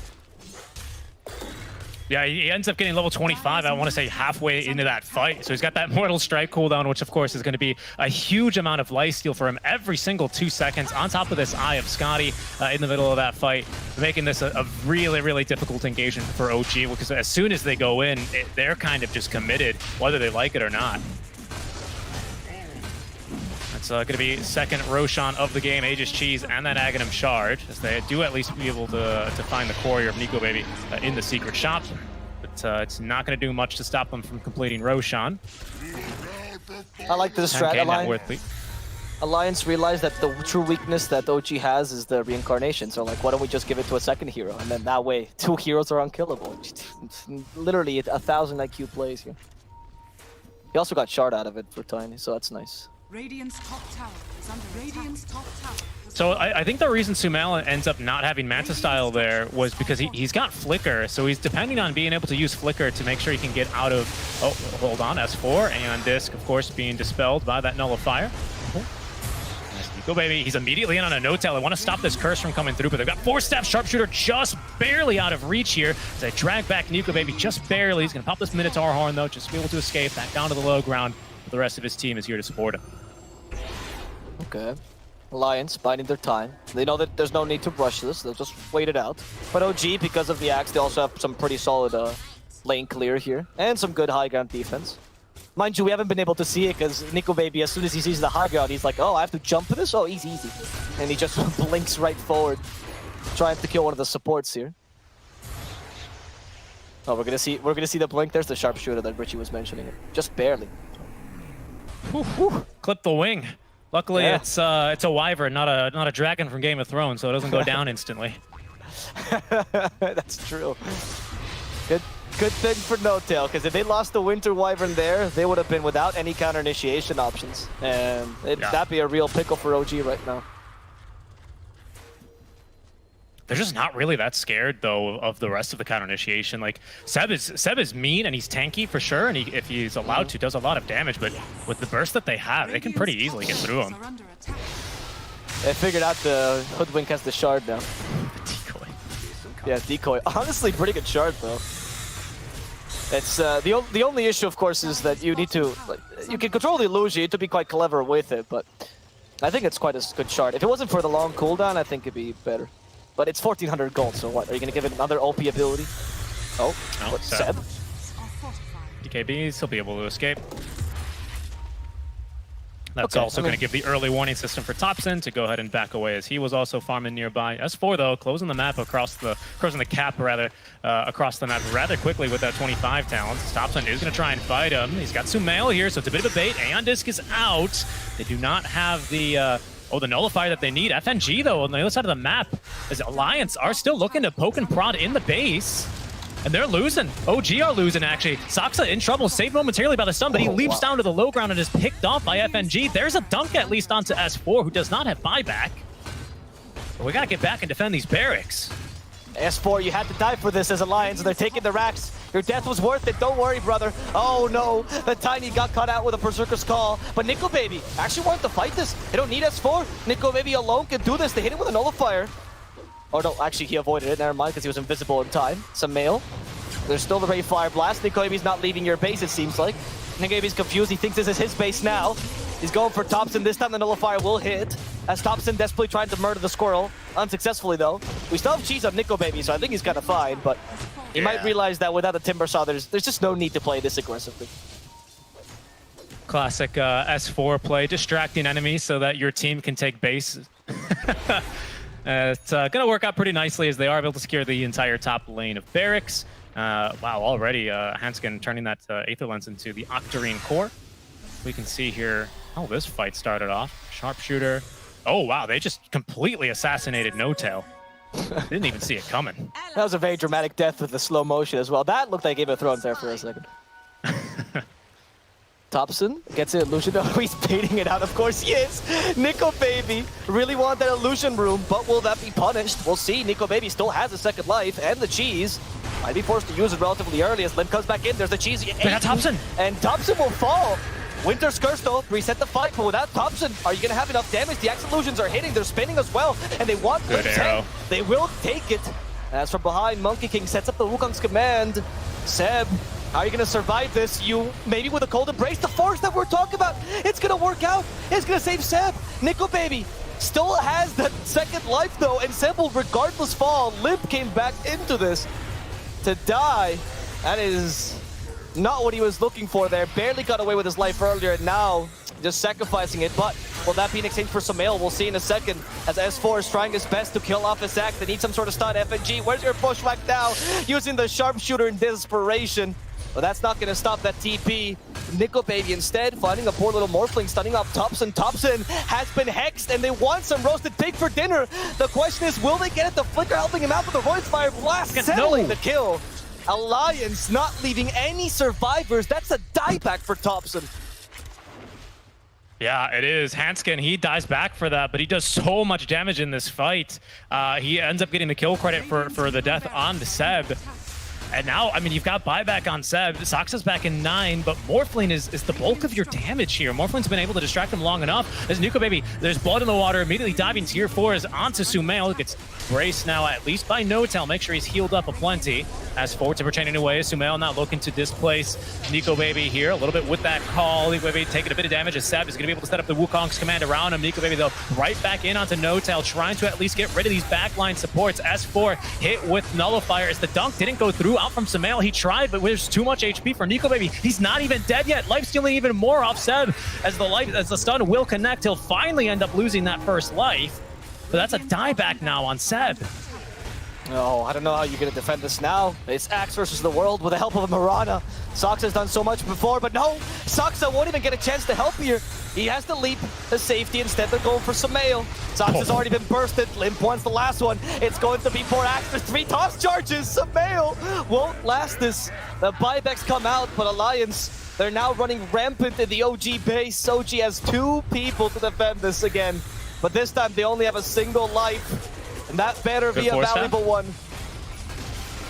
Stock's doing his best. He did it yesterday versus Nigma, just trying to get the enemies to dive a little bit too far, but Alliance focusing onto the buildings. Tier 4 is down. There's the jump back in. No Tail stunned for a second. Chakram is out and already killed off by the tree. Is going to be No Tail. Sumail now right back on in as they toss him up and down and up again. That time they got an illusion, but it's not going to matter. Throne is down. It's going to be Alliance taking game 1 over OG. What an impressive performance. Oh, FAG's happy. FAG's very happy. What an impressive performance by Alliance, honestly. I don't think OG, I think OG played a really good game. I think their draft was really solid. Yeah, there were a couple of haphazard plays maybe into the mid game, but it was just Alliance. It was just Alliance doing so well. OG identified the issue halfway through the game. They started killing the Tiny. They actually used their power spikes really well. And the only issue they had was that they were not up against the ideal draft for an next carry. I think the Wraith King showed. He just became unkillable at a certain point, and Alliance abused that to a ridiculous degree to just destroy OG towards the end. They didn't really have a chance as the game progressed, and Wraith King got more and more farm. Absolutely.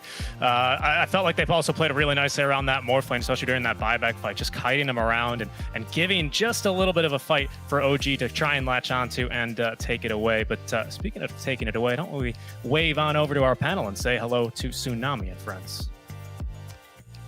Well, hello. Yes, it is indeed the conclusion of game number 1, and Alliance cheesing, they're smiling, they're having a grand old time. It was a fun victory. And let's go to a break before we figure out just what made it all that fun.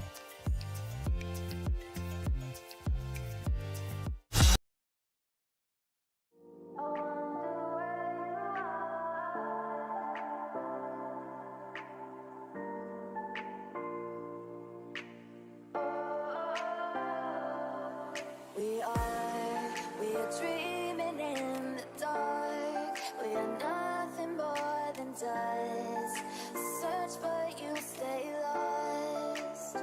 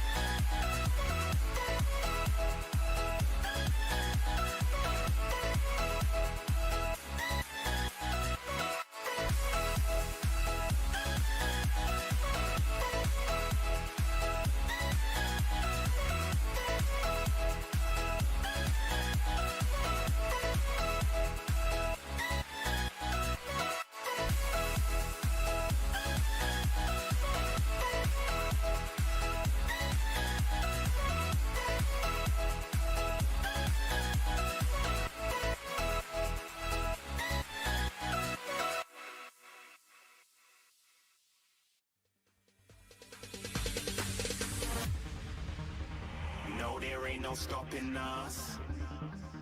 Fly without boarding pass. Couldn't catch me, I be moving fast. Call me a shooting star. Let 'em know who you are. Flying up in a bar. Wish on a star. Time to show 'em who's in charge. Call me a shooting star.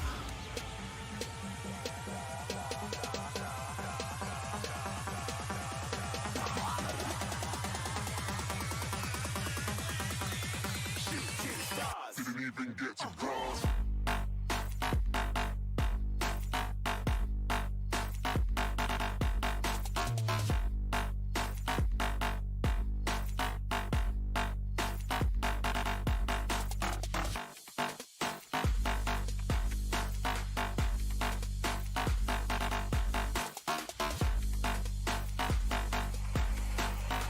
I said I'm moving too far. Get to glass.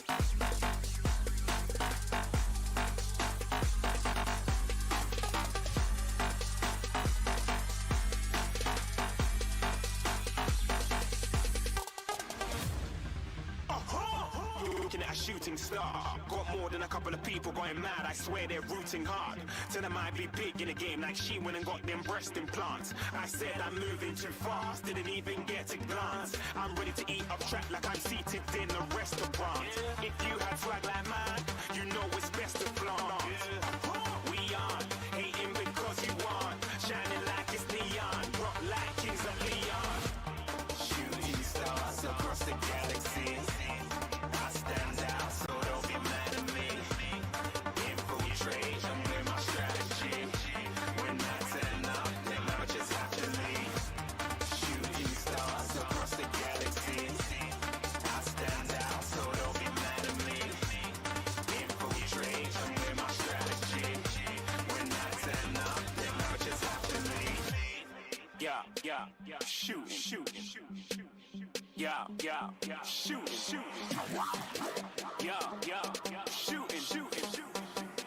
Yeah, shooting shots.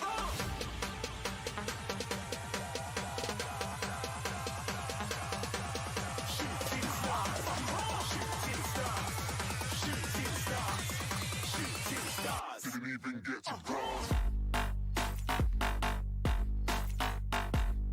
They're playing for $400,000 in this event. Why do they need sponsorship money? $400 million tsunami. I'm not entirely sure that's accurate. Depending on what country you That's convert true. it to. Conversion rates. And are- even billions. in Production Zimbabwe. Mute Jenkins. Mute Jenkins. you There's a have button actually there. the power to mute You can Jenkins. press the button. I can press this you to can mute press- Jenkins. Jenkins, No, talk. he just never talk now. 1, 2, 3. Hello. Yeah, you're talking Please into my can't talk. microphone. How about you test what a first phase hoodwink is capable in OG's hands this time, because it's looking like it's going to be a tops and mid. No more hoodwink for FNG. And then the instant pickup of presumably S4's Magnus, the best Magnus on the planet. This man, The son of Magnus. this man makes this hero look good when it's bad, and it's good right now. So he makes it look gooder. Aoi, back to you. And they pick up the Wyvern with it, which is classically a Magnus counter. But OG, they pick up what I think is the best Wyvern counter in the game. I have no idea what the teams think with all their scrims and extra knowledge, being better players at Dota. It's but smarter. Pick up Phoenix, they're And- smart, more handsome, and more handsome. Yeah. better friends, Yeah. fresher clothes. Nobody likes you. You don't have any friends. Chillest you. restaurants. The Phoenix, it's really good against Winter Wyvern. Just a lot of magical damage against a Code Embrace. You can area control so that even if you save someone, they sort of just get saved into an egg. I think it's good against the Magnus too, for the same reasons that you said that it's good against the Winter Wyvern. Like, you RP and you pop the egg, and it's like, the question is like, do you want to fight into that or not? If you're Alliance, it forces a decision, which is kind of annoying. Like, Magnus, you want to RP and just all in on that whoever you hit, right? For sure.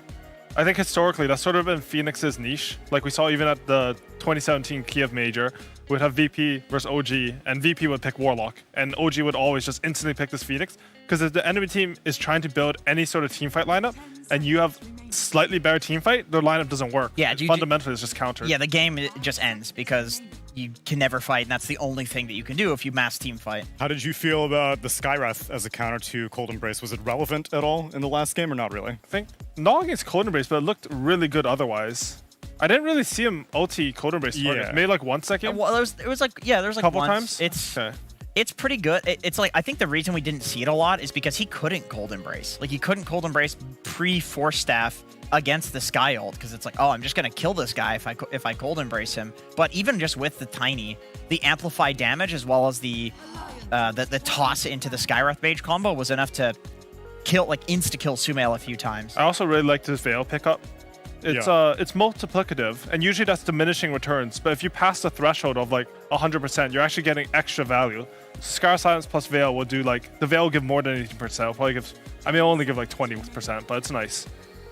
I mean, for a bursty lineup like they had with the Tiny, that can make all the difference. And Veil amplifies Tree Toss. Does it really? Because it's a spell. Because it's a spell. And Limp was really good at tossing it at a creep beside the heroes. I always saw him doing that. So it's 150% times the Veil. Quick math, Jenkins? 15. 177. What? Thank you.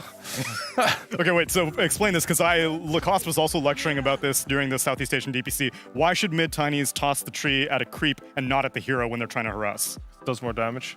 I don't think it does. It does more damage. See? Jenkins, these Jenkins-ass players. No, I'm pretty sure I was right about the Mars thing. You were right about the Mars thing. I'm pretty sure it just does more damage when you toss it to everything. No, it's 100 on the main target, 150% on other stuff. Correct. How much you want to bet?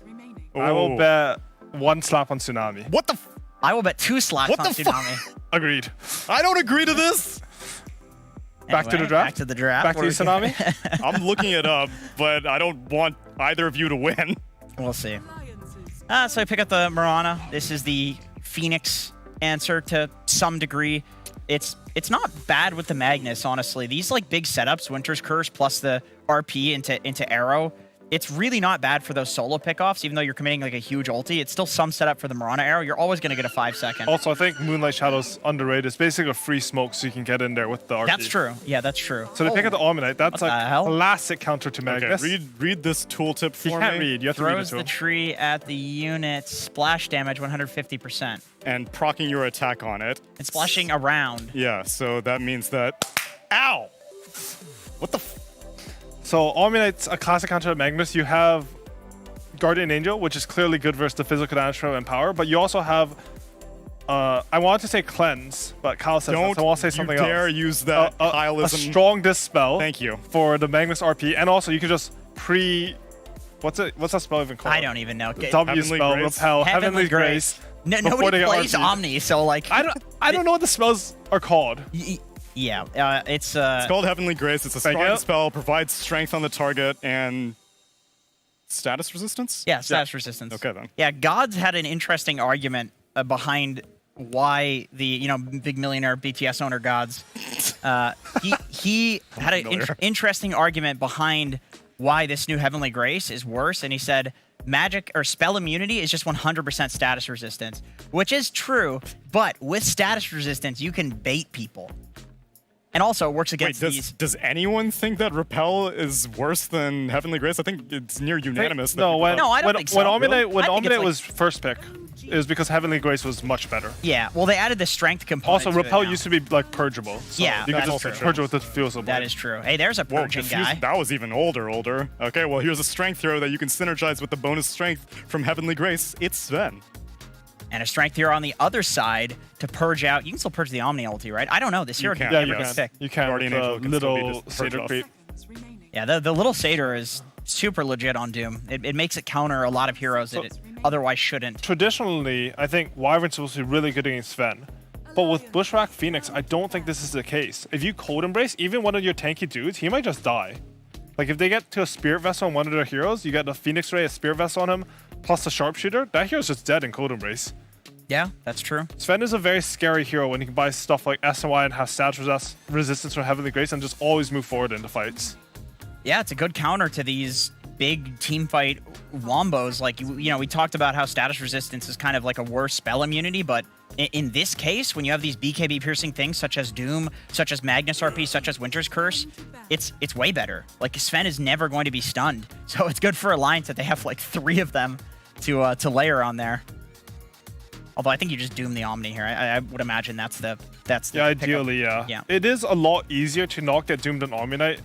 His Guardian Angel is just such a long range now, right? Yeah. Before, I think it used to be 700 AoE. I believe it's 1200 now or 1300. Yeah. Something really far. When they changed all of the aura items to be larger, they changed the AoE of that too. So you can sort of like preemptively put a Heavenly Grace and just try to hide, because you know there's some sort of hide and seek game between you and Doom, where he wants to Doom you and you want to like just hide and wait him out. Imagine he'll probably pick up a fairly early Lotus Orb on Omni Knight just to counteract that Doom. So it is an offlane Omni Knight, right? We don't know yet. We don't know Hard yet. to say, yeah. Okay, so it could be 4 position, it could be 5 even. Really? Yeah, I think so. Okay. 5 Omni. I mean, that was I think last time it was picked, it was being picked as a 5. There's like there's like the meme build with that the Ag Shard hammer. As 5? As 5? No, not as a 5. No, I'm saying as a core. But that was more of like a very brief pub thing. But when it was picked in competitive before, it was kind of just like having this status resistance and purge or dispel on a 5 position seems inherently good if you have some hero that's actually worth giving status resistance to, such as a Sven. Yeah, I think generally it's picked as a 1 or 3. I think, as a 5 or a 3. Yep. I think Zai picked it also against Magnus on Secret, and then I can't remember who picked it as 5, but it actually looked decent. The thing is, then your lane as a 5 would be Sven Omni Knight against some ranged hero. It'd be like Mag Potom, probably. It's it's Magnus though, and Magnus is not the best lane winning hero, and Omni 5 is surprisingly decent at winning. I think he has 4 armor, pretty high base damage, decent move speed. Purification's easily one of the best trade spells if you hit on them, right? It's just heal plus pure damage. Yep, you pick up an early Orb of Venom, punch people real hard. I think it is going to be 5 Omni Knight. It might be 4 Omni Knight and they put the Phoenix up there, but I would actually prefer it to be a 5. Omni's eventually going to become the 5, almost no matter what. Exactly, yeah. Even as an offlaner this year. And you do want items on Phoenix. Like, this is such a high impact Phoenix game. Yep. If he has like the shard, you know, if he can even get to some Shivas or any items really, the gold is just really high impact on Phoenix. Yeah, because like the Phoenix disengage in the team fights, even Doom is like wants to commit and run at people. If you can just egg on his Doom, it feels really bad. The only hero that's really good against the Phoenix is Mirana, but you know, it's a support hero and you're building into like vessels and items like that. You're not particularly good with Tranquil Boots at killing an egg. Yeah, and Mirana's gotten some attack speed nerfs over the patches. Also, they made Phoenix's egg 6 hits instead of 5. Like, when it was 5, Mirana support really countered her. But even back then, it was really the Mirana cores that countered Phoenix. Let's confirm what these lane was. Lifestealer indeed. It's going to be Seb on the Sand King, No-Tail 5 position, Omni Knight, and Hoodwink is being played mid by Thompson. And Alliance last pick, Lifestealer. I imagine there's going to be a lot of contention in the triangles this game, because Alliance is going to be like, well, Sven is basically your only core. Sand King and Hoodwink are mainly just utility. I'm going to make a call here. Let's hear it. This Lifestealer, I was Sven in a pub, and I was 1 in 17. By the way, it's limp on Magnus. Mid-mag. Oh, okay. Doom. Offlane Doom, cool. Okay, but 1 in 17. Lifestealer beats Sven in a 1v1. I popped all my stuff. He popped all his stuff, and I fought him to the death, and he killed me. And then I saw D2 Bowie posted a Twitter video, and he's like, which one wins? And I was like, I know this, because I just fed 1 in 17 to this. I had the same items. Lifestealer wins with this late game shard. And he has Empower. And Empower, but yeah. He does not, but Sven has an Omni Knight. That is true. It is a battle of the buff boys in this game today, boys. Which one are you favoring? I'm going to go with the Lifestealer, just because I was on the other end of that, and it wasn't very fun for me. Going 1 in 17? Yeah. Curtis, how about you? I think it's a pretty good Lifestealer game. I'd like to see OG win so we can get a nice game 3. Sure. So I'll just pick them. For the grudge match sake, I'm also hoping for a 3-game series. Who knows if it's a possibility. But I want to hear the cast by Seek and Strike and Avo Plus. Hello guys, and welcome back. Thank you, Tsunami. And quite the risky move there by Jenkins. You know, he's casting an alliance match. He's talking about his pubs. I don't know about that one. Anyway, let's see what this game is gonna show us, because we have some quite nice strategies here. Particularly something we actually used to cast a bunch. This the 4 Zoomer strat of the Omni Sven. They used to run this so much. They used to ban Omni first ban every single time against them. And now it's OG Bring It. Learning from NA. Oh, the memes are getting livelier and livelier. I can't believe it. I mean, NA's already out of the tournament. What are they going on about now? But you're completely right. The Sven Omni, it's only second best. It's the second best Omni combo, Omni combo. Because the best one is hands down. It's going to be that mid lane Huskar. No one else uses strength as good as Huskar, but Sven is a damn good close second. And because Sven usually just gets kited around the entire game, ideally is how you want to play around to Sven. That status resist for him is absolutely huge. This game, though, Yule Scepter, we do have a natural Yule's builder on Alliance, which of course is going to be one of the better counters to this Sven overall, and that's going to be in the Marana. So I'm looking forward to seeing how that item is going to be used this game for Hanskin. Played an awesome game last time on the Skywrath Mage, and I'm looking forward to the impact he has in this game here. Me too. It's going to be certainly an exciting matchup. Another good combo, actually, that we featured. If you're one of the old people like myself, that lane combo that you used to hate the lane against back in Dota 1 in the early stages of Dota 2, which was the Omnight Sanking. It's not the lane combo this time, but you still have the little Purification Burst, like little burst, which actually pretty good dealing with Winter Wyvern in the Cold Embrace early. Might be part of the reason why the Sanking also got picked, a little extra buff there. Oh, we'll see. Samael suffering a fair amount. Purification already used. There's the arrow. Samael just wants to get back home, but Limp is not going to let him. First blood given to Alliance's mid laner, already starting with the right foot. Yeah, it's going to be really nice as well. That should be, pretty early on into this bottle. You're going to be taking a lot of damage out from the Squirrel here in the mid lane versus Thompson. Not much you could really do about it other than just tank up, buy plenty of regen, and in the late game, channel all that Wrath and RP the Squirrel later on, and just about one-tap her pretty much. What's going on here? FNG is going to be able to TP away. No Tell is just making sure he can do as much extra damage as possible. Yeah, we've seen this, right? Usually when Thompson plays the Squirrel mid, you need something to just be able to hunt her relatively easily, because otherwise, I mean, we saw this in the Quincy Crew game, you needed to organize your whole hunting squad. You don't have dogs, you can't really smell her out, it's so difficult to find her between the trees, it's tough. And Thompson always makes you lose time with that. Even if he loses net worth, it's okay, because he recovers nicely, has such good lane clear, and even can go for some dangerous farm by doing that. So it's a great way of opening the map that OG has abused a lot this tournament. We go through trees pretty nicely at the very least for Alliance. We don't have like a bespoke, tree killer or like anyone. Basically, the way you think about it is. Call him? No, no timber this game, unfortunately for Alliance, right? So that's going to be a little bit of a difficulty when it comes to hunting down Thompson, because guaranteed win or lose, whether he needs to create space just to buy time for Sumail to get his item, or if he just wants to farm, he's going to be split pushing these lanes. He's going to be a big thorn in the side for Alliance. Yeah. That's true. The counter I like the most against the Hoodwink in general, a very easy kill against her is the Ember. Actually, really solid at doing that. Or any of the spirits actually, particularly Ember and Storm really stand out at being able to break it. As you said, I think there's ways in this game for sure. You can even Doom her as well. That's another way to just getting rid of that. And something the panel did not mention, but also very true, is the Doom also brings a basic dispel. So anything that Guardian Angel actually is going to save, you just Doom that target, and that target is dead to rights. Well, very true. S4, eating a stun out from Sumail is going to be fine. Scorched Earth, and he's just too tanky. But, yeah, no, that's a good point. It is going to be a great game to get this Purge creep operational, though, yet again. Again, it's just something super annoying, even if you just hit it onto Sumail, just to slow him down a little bit more as he looks to run around in these fights. Yeah, gets rid of the Scurry, of course, gets rid of the Warcry. Like, there's so many useful things to be purging off. You can even use it defensively against the spirits. Okay, S4. No. But the Heavenly Grace, unfortunately, all you can do is hit more. But S4, as long as he backs out, he should be fine most of the time.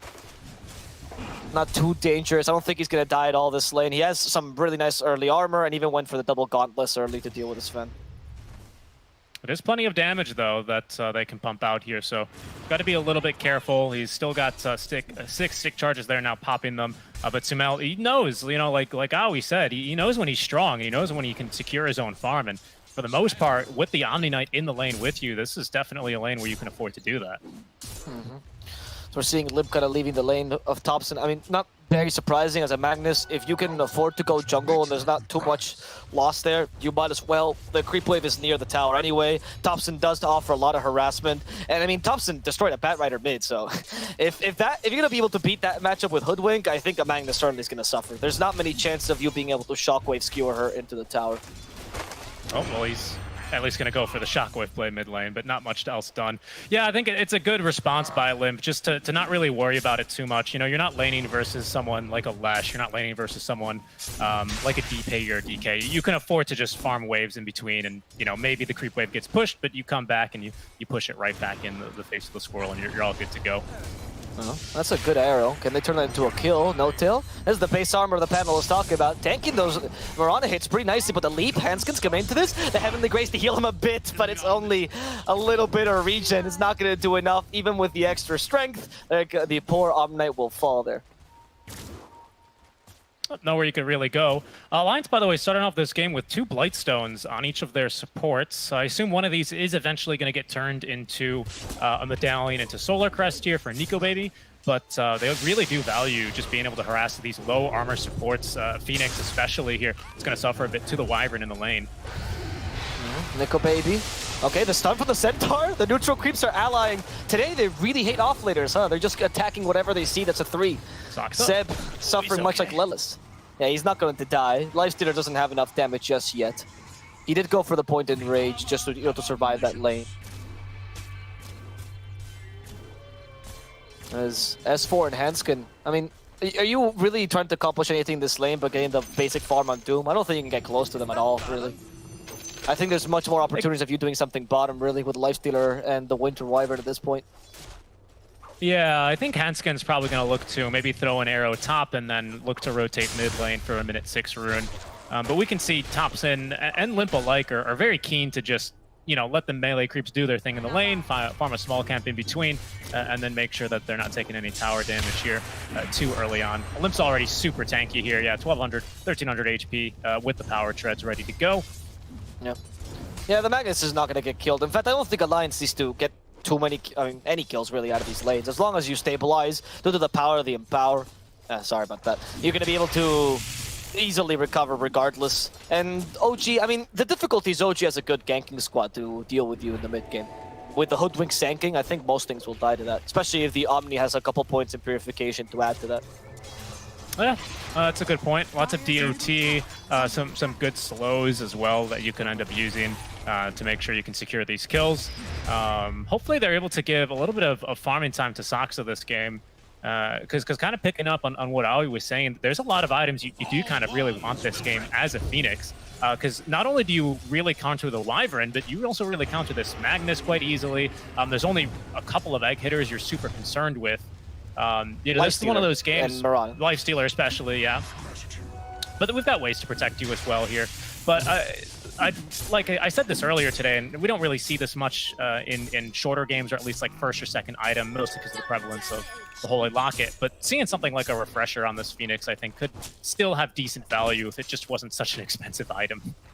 Yeah, you like seeing the rush on the Refresher, and I don't disagree with that idea. I mean, the Holy Locket seems just such good value this game because you combine that with the Omni Knight and you just get an insane amount of healing. Of course, Heavenly Grace actually boosts up that healing, as we mentioned, because the extra strength.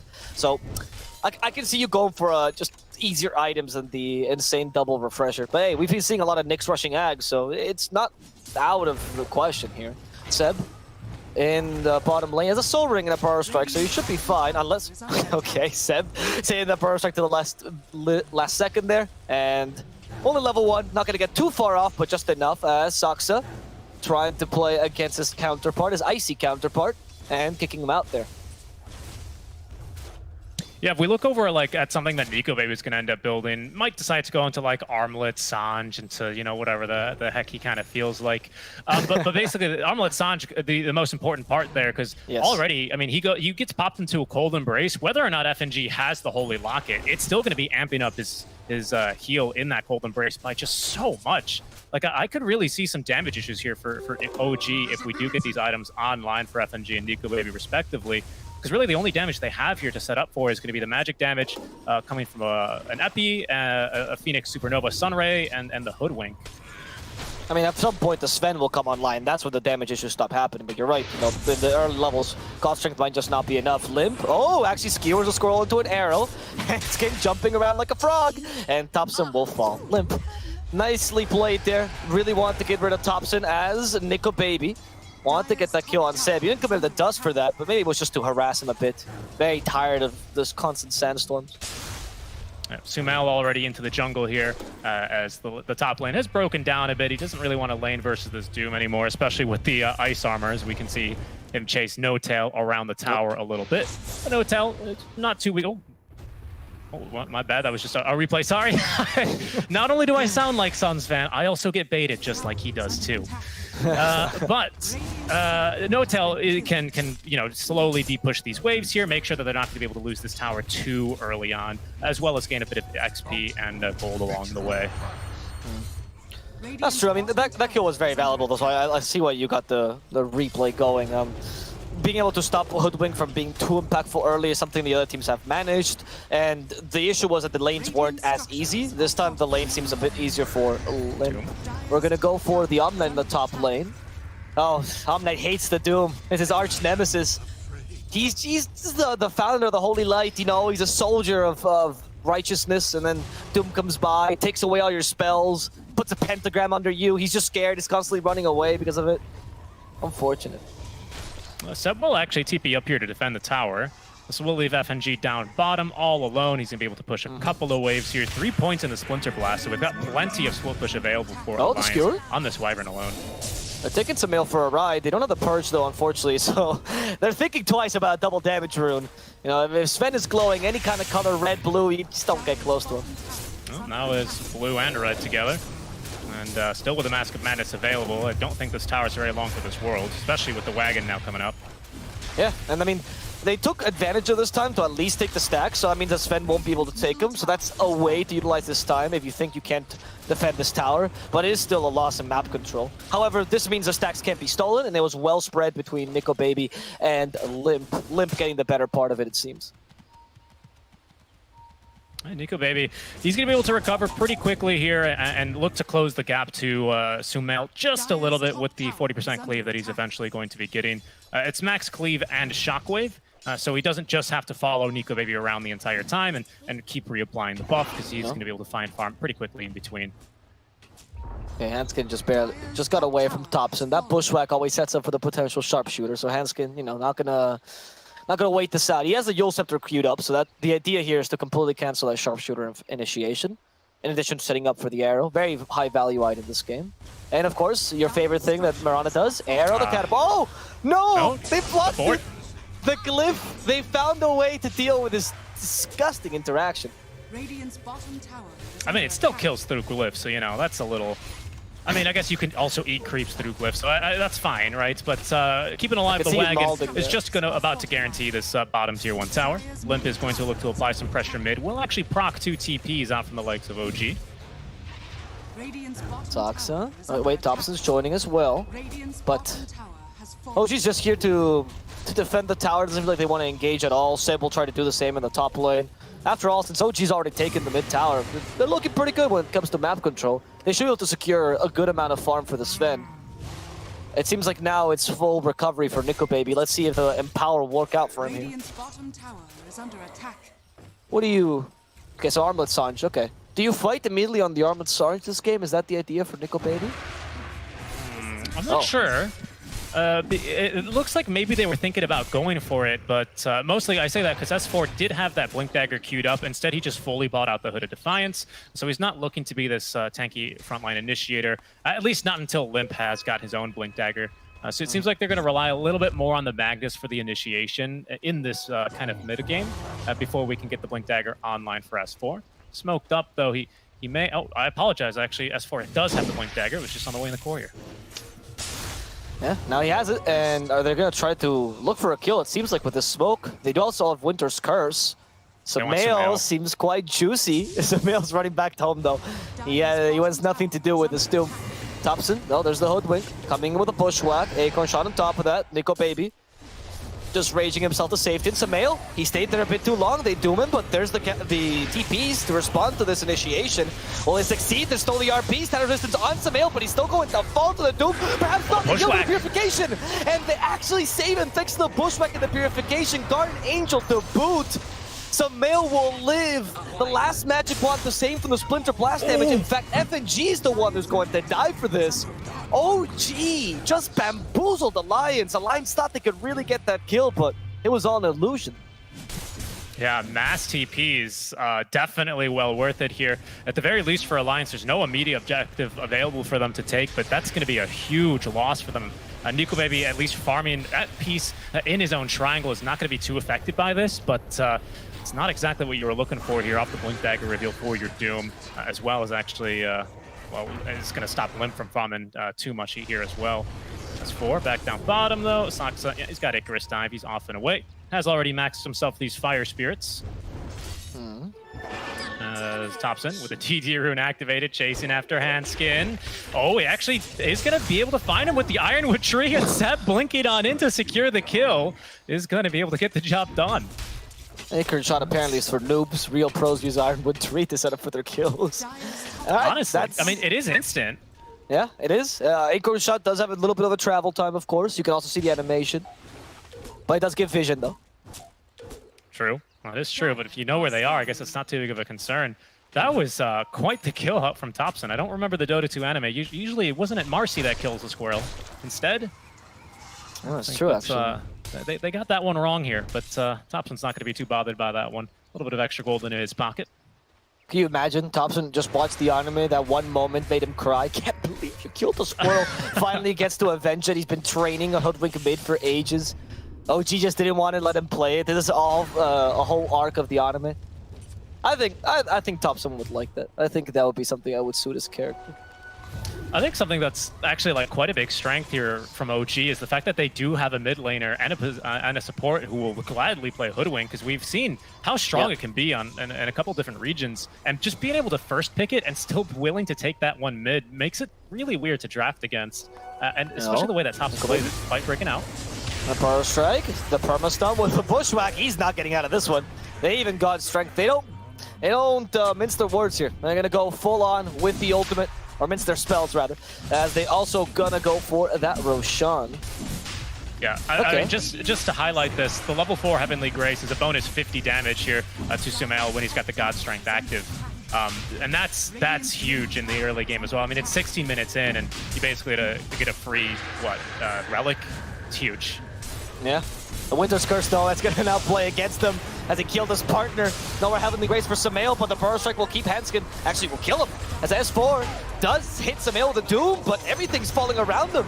All of Alliance has to retreat. OG, they don't seem to care. Yeah, they've lost the Omnight, but everything else has died.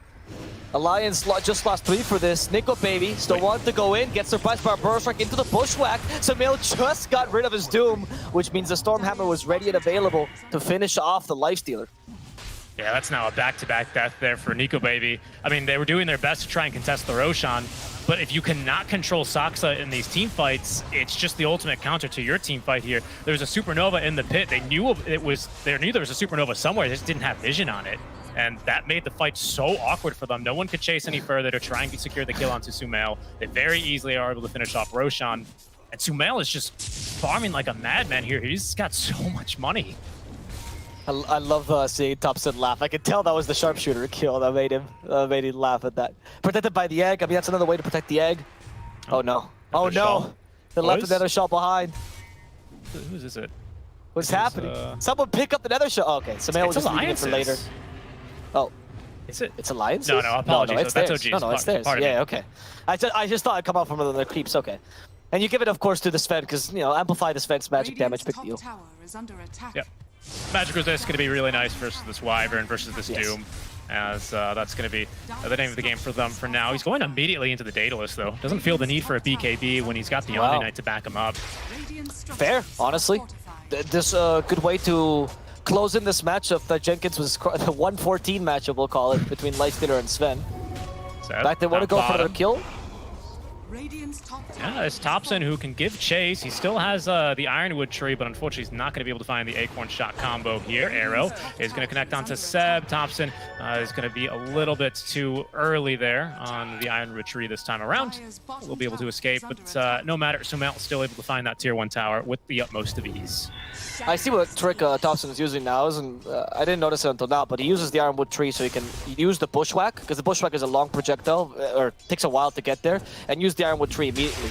I've tried a million times, you can't use it with Acorn Shot that way, so you have to use Acorn Shot first. Bottom, in trouble. He's got the guard active, but he is going to get focused and killed. That was going to be an RP out for them, so Limp deciding that the Sanking is definitely worth it. And I'd agree, you're not really looking to fight OG, not at the very least while this Aegis is up. Winter's Curse, nice job. That will allow FNG to TP away, but it's not going to get a kill onto Thompson. That trick is good. Throw the bushwhack, then immediately the tree. I like that. I mean, it didn't get to the Winter Wyvern this time, but it's very smart. You used to be able to do that until they buffed her. Well, they buffed the speed of Acorn Shot, and now it's a little bit too fast for you to do that reliably. So yeah, so Seb probably a little bit, or sorry, Thompson make that is just doing the same trick here with the Ironwood tree instead, going into this Aghanim Scepter because he wants to get this the damage amplification going ASAP for his team. That's some way to get through this Cold Embrace heal. Exactly, that trick no longer works. Limp, another bushwhack, but this time he knows, just destroy the trees. Best way to get rid of the bushwhack. And we're going to see the build that Thompson loves going, which is going to be the Aghanim Scepter immediately. A way to buff damage, buff the magical damage rather, and also reduce the standard resistance with that Hunter's Boomerang. Nico Baby? Yeah, you're not going to catch him with the bushwhack. No, likely not. That seems like a tall order. Even with this combo, it'd have to be Seb initiating onto him yet again. But Nico Baby definitely realizing there's enemy heroes missing off the map. Instead, it's going to just go and farm in the triangle. Get himself an Empower buff. He's finished off the full Heaven's Halberd now, next into the AC. Okay. Sumail is just going to farm these Ancients, right? He's going to dominate over the triangle. Alliance just want to avoid fights at all costs, it seems like. Waiting for the Lifestealer to kind of get online. I mean, I guess he's somewhat online with the Heaven's Halberd, but not enough to deal with the Sven, it seems like. There's a Doom onto Saksa, yet again, just using these big ultis when they're not looking for a fight necessarily. He will tick down, although Hanskin leaping forward to make sure he can get the kill. Sumail is going to pick up the kill onto Saksa, over actually denying, sorry, he picks up the kill onto Hanskin rather, over denying Saksa. As, he's just in it for the gold here. Okay, I mean, I don't think denies that. Okay, you give Doom a bit more gold. He's gonna get gold anyway with Devour. I think the kill is definitely much more worth it. You want the kill. You want the kill, especially if you're a Sven. I mean, you're so far ahead. You do everything you can to extend this lead. That's in essence what they're doing with the Aegis here. OG not really making any huge efforts to smoke up and look for team fights themselves. Just looking to get this next damage item onto Sumail. Probably queue up the BKB next if he thinks it's necessary, or maybe he's just gonna go to even more damage here. Who knows? And the way the Sven is built in, by the way, used to be the logic of why Sven was good against Lifestealer. This you deal so much burst damage, like physical, of course, that Lifestealer can't heal in time with a feast, and that was the logic years ago before he got the attack speed buffs, etc., etc. But after Jenkins pub, of course, this was not the case anymore. And pros realized after that 114 pub that Sven actually loses to the Lifestealer. I still think the logic is pretty good. Oh, 117. Oh, I'm so sorry. I'm so sorry, Master Jenkins. So, yeah, the Sven now going for, I think, is the right build against the Lifestealer, which is getting as much damage as possible. As you said, not concerning yourself with BKB, because really everything pierces BKB anyway in Alliance, so you might as well ignore it. That's a good point, actually. It's not too great of a BKB game. It is for S4. He's got his now completed. Might need to use it here. Oh, Sumail might just be able to burst him through. There's going to be the Bushwhack, and they've secured the kill. They just reclaimed in the same swift movement, however. So we no longer have that one to play with here for the for OG. So now Alliance, I'm wondering what power spike they really think is going to be the right one. Maybe it's going to be the AC on Lifestealer. That is going to mitigate a lot of the damage on Sven, but for now it's just pickoffs. Oh, Nico Baby, he might get picked off himself. Limp, there's the Bushwhack combo yet again. They have the Sharpshooter ready. I don't think Limp is making out of this one alive. He won't. Off with his head. And FNG, I mean the next target does have a Winter's Curse to see, get away, but the Bushwhack actually got him. No, I don't know how, but Thompson is not going to let anyone escape. Alliance loses 2 for free, and yet again, these initiations, they're just, they're testing the waters, trying to find simple kills, but any small mistake here means an overcommitment. Yeah, and that's kind of exactly what the panel was talking about here. You know, you TP and Saksa TPs in, just waste no time dropping the egg immediately, and Alliance, and again, in no position to destroy that Supernova, are just left in a really awkward spot. They actually used the Supernova stun to continue chains down and up Limp. He had no chance to get out of there. Surprised that he went for like a kidnapping play like that without had the BKB fully completed. He's pretty darn close to it here. And a kidnapping, is that what you call it? The skewer? Sorry? Is that the skewer play? A kidnapping? Yeah. I mean, you know, Okay. it's the same thing for the tiny. You just, or the squirrel napping, right? Whoever he happens to get. Okay. No. I was just asking because it's called. I've seen it called fishing, kidnapping. That's the first time I hear it, even from Fishing. YouTube. Sure. We'll go fishing. We'll go with fishing. That was very dark. Okay. Dire are scanning. Sumail, though, which is so much damage. Echo Saver now and the Daedalus. He's going to use that Mask of Banish. He wants to get through this tower. They will lose the tier 1 in exchange for this. His Alliance will propose that trade. Smoked up behind him. Limp closing in now on that BKB, but doesn't quite yet have it. Okay. Once you get that BKB, perhaps they'll feel more confident to go in and force the 5-on-5. Sven is still looking scary, but you do have a Heaven's Halberd now to sort of deal with him. We haven't really seen a single like teamfight Winter's Curse, mostly just escape Winter's Curses. Or big teamfight Winter's Curse, rather. Yeah. Well, we might see one now. Limp's got the BKB on the way. Bounty from the tier 1 tower helping him with that. Big items that we're looking for here. We won't quite be able to finish off this full AC for Nico Baby, but we at least have the plate mail for that extra bonus armor. Nice to have versus Sven. That's very important. And we also get the boomerang now for Thompson. That's gonna, most important I think in this game is the lowering the status resistance. That's gonna allow them to honestly permastun the Lifestealer yet again. They've been doing a good job of it until now. Oh, the initiation by S4 though. And this is the kidnapping you're talking about for the Sand King. They're gonna succeed. Seb is dead. But Nico Baby wants to go further, hoping to kill off the Sven. The Supernova is keeping Alliance at bay. It stuns only the Doom as the rest of Alliance just use the high ground. Winter's Curse not gonna start that sharpshooter. But it is gonna annoy the score to a degree. RP up to 3, and they're gonna punish them all at once. That area damage is too much for OG to deal with. Alliance finally taking the teamfight of their dreams, and with the Inferno Blade that cancels Sox's TP, they're gonna get the last kill they were looking for. They want to turn this into a team wipe, and they will accomplish it swiftly with one last skewer. Triple kill for Limp. What a skewer RP there in the middle of the fight. Oh yeah, again, BKB was their go time here, which is why I was shocked that they went for that play earlier at the mid-tier 1 tower. A bit ambitious, but now we see why, you know, they were really eager to look for a fight after this one. Roshan is up. I'm not sure if they know about it. Instead, they're going to look to perhaps get a cheeky little tier 3 tower here. I mean, that was on point. I like the organization RP, right? You gotta bunch them up, like you're picking up your toys, and then you stun all of them up together. He's made his own vacuum there. Taken.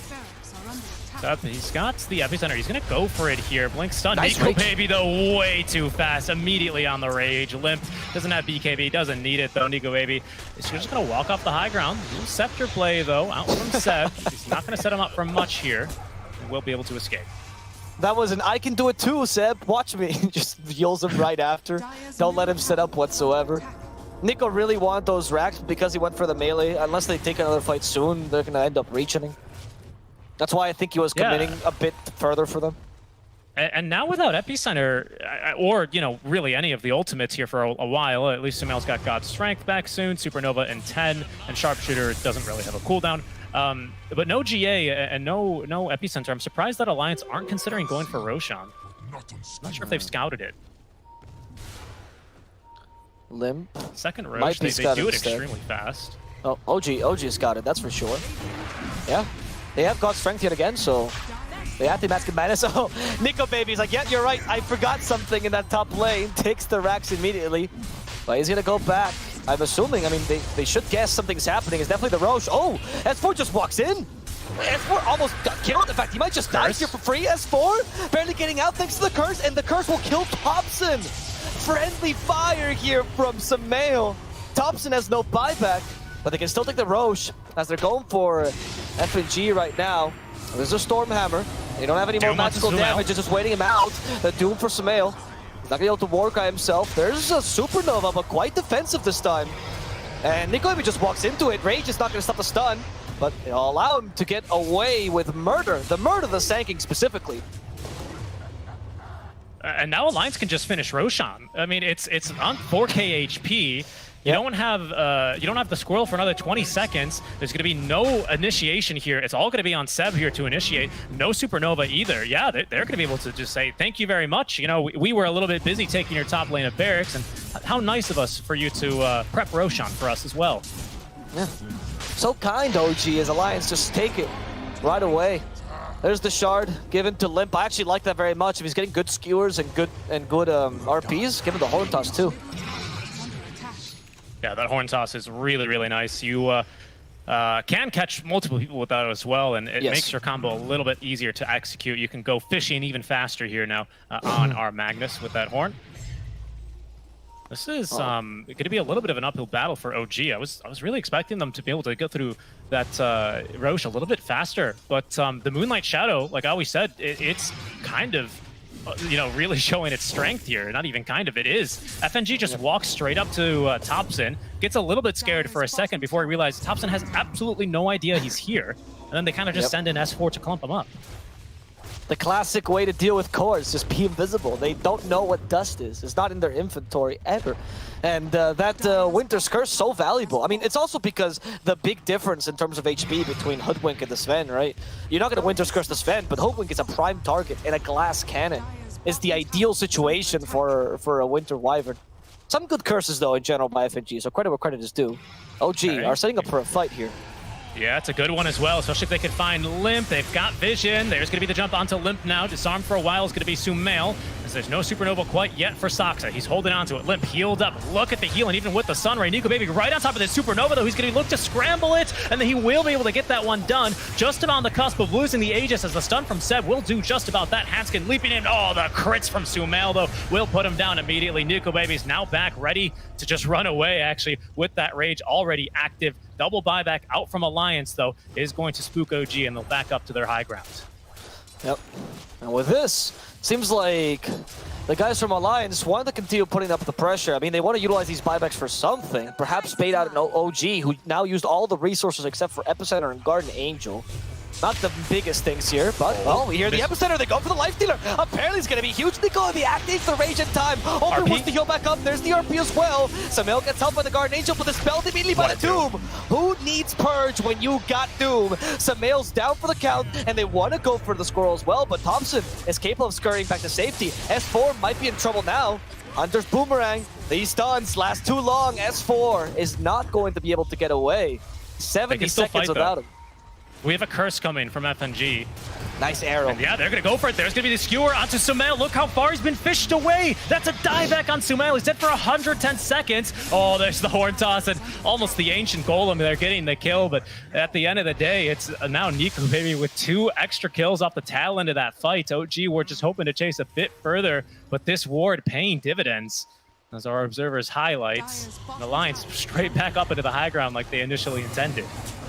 Sven's getting, they're gonna actually catch Limp here, and that's gonna be a dieback from Limp. So actually really good kill by OG here, as they're gonna be pushing high ground at the same time as we watch this replay. You know, high ground's dangerous, guys. Beautiful arrow. That arrow was on point, but to be honest, that high ground was not the play. We'll see.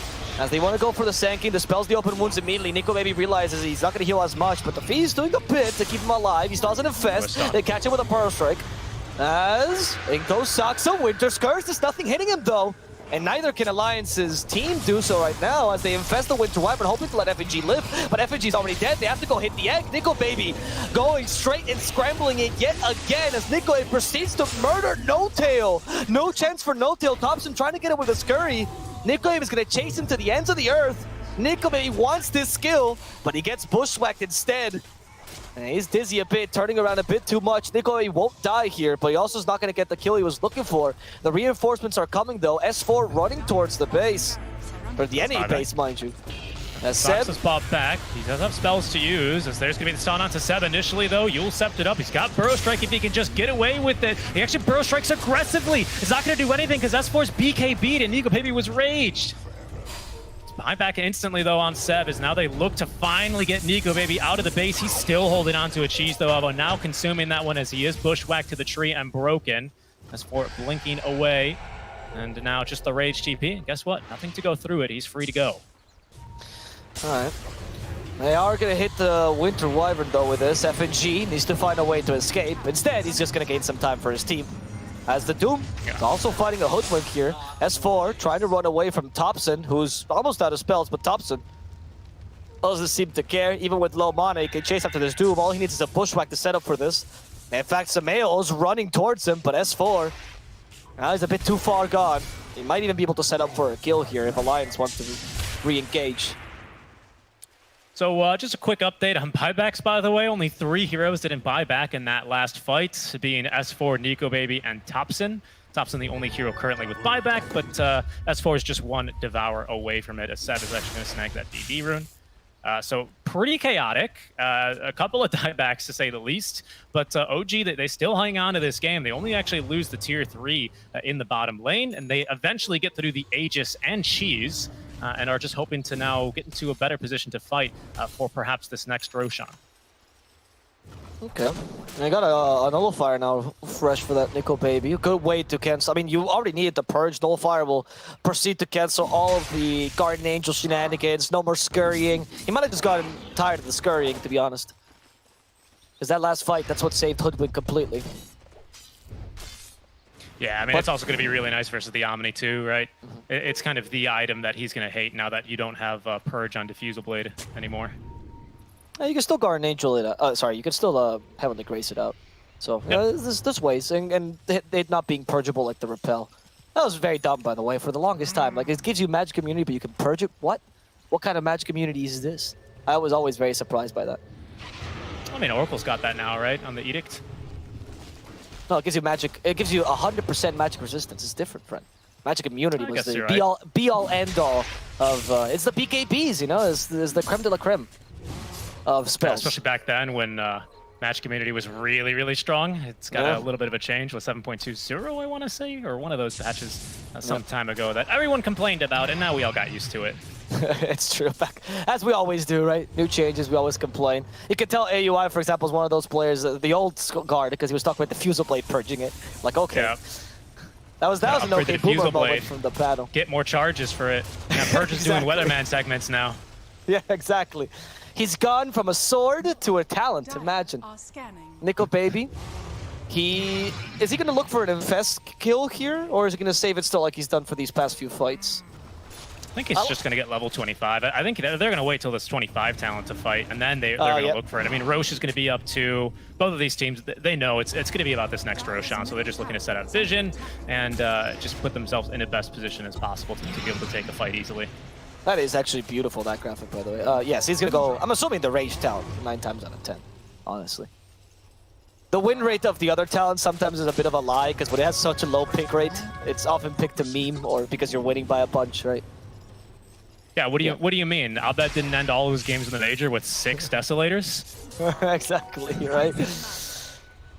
Or how Divine Raper is one of the highest win rates because, of course, if you're winning with it, you probably did something right. It's an AC finish. Seb jumping forward, will find Hanskin. Thompson immediately throwing forward the bushwhack. Oh my goodness, buffing even his own damage. No buyback available. Seb is a bit too tanky now, especially with the Lotus Orb, so Nico Baby's not going to want to go on him.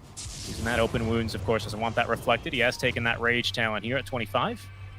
First one to reach it in the game. Seb actually not too far from his own here.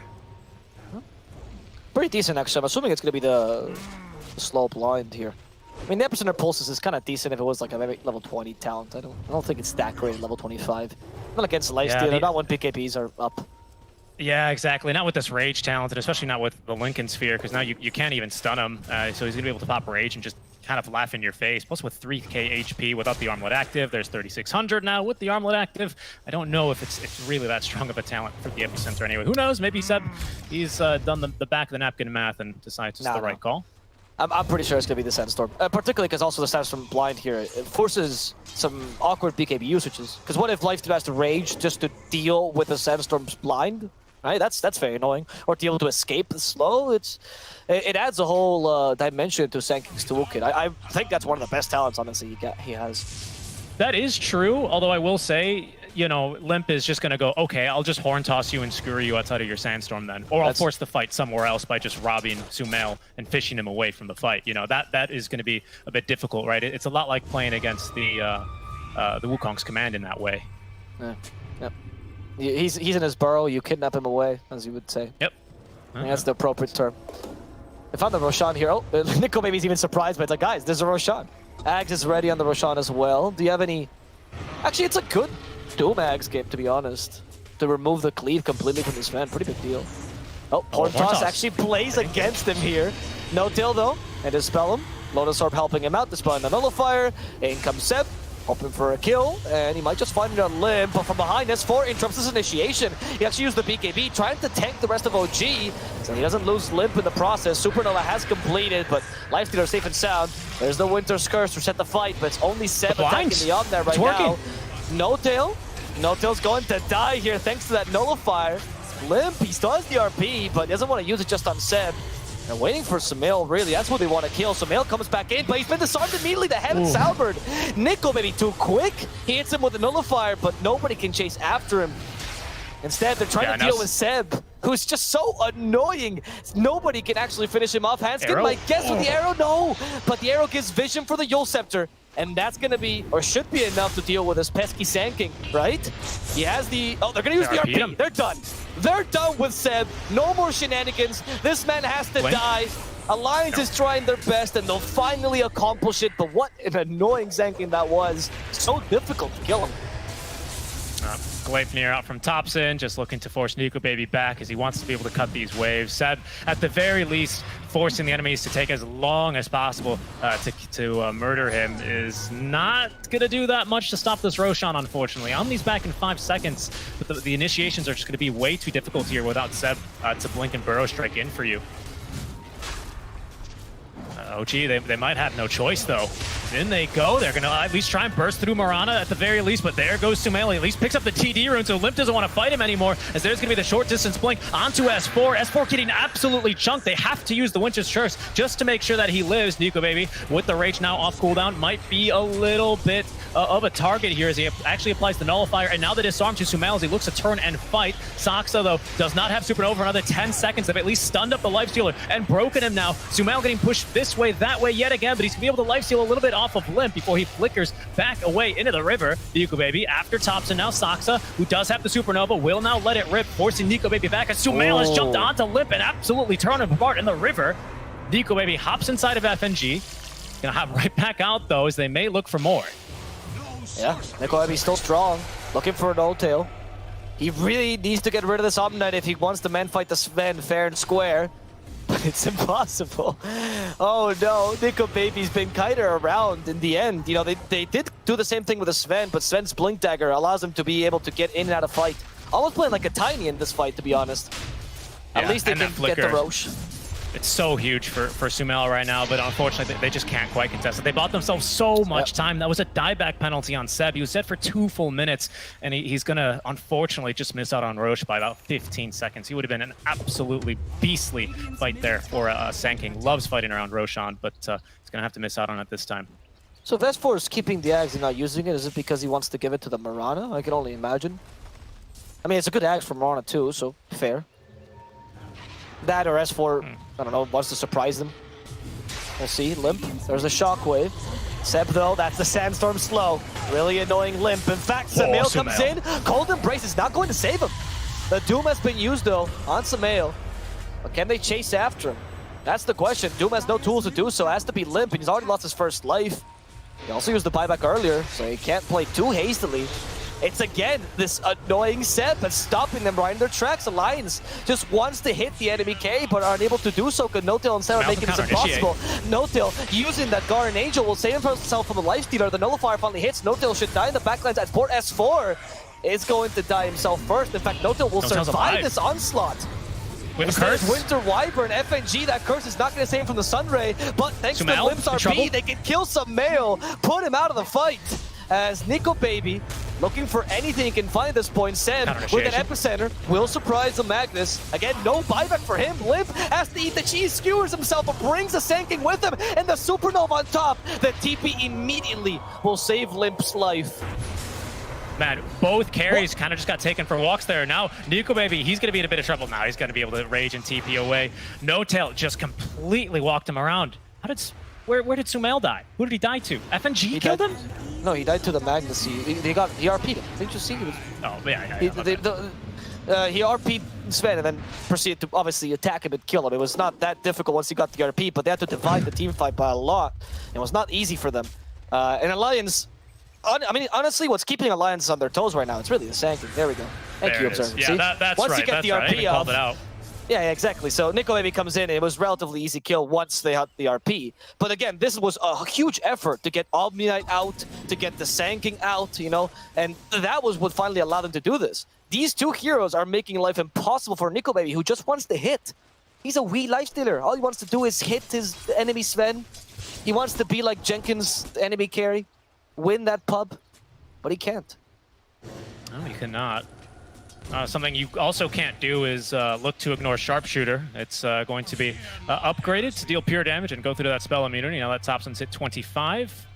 Sumail in the meantime is going for that God Strength, which is further buffed, by the way, by Heavenly Grace when he's got that active, of course, because it just adds to your base stats. Again, a big reason why this combo is as strong as it is.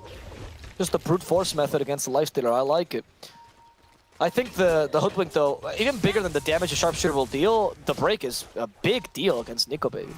Getting rid of Feast and Gold, I mean, Gold Frenzy is whatever, but getting rid of Feast is major.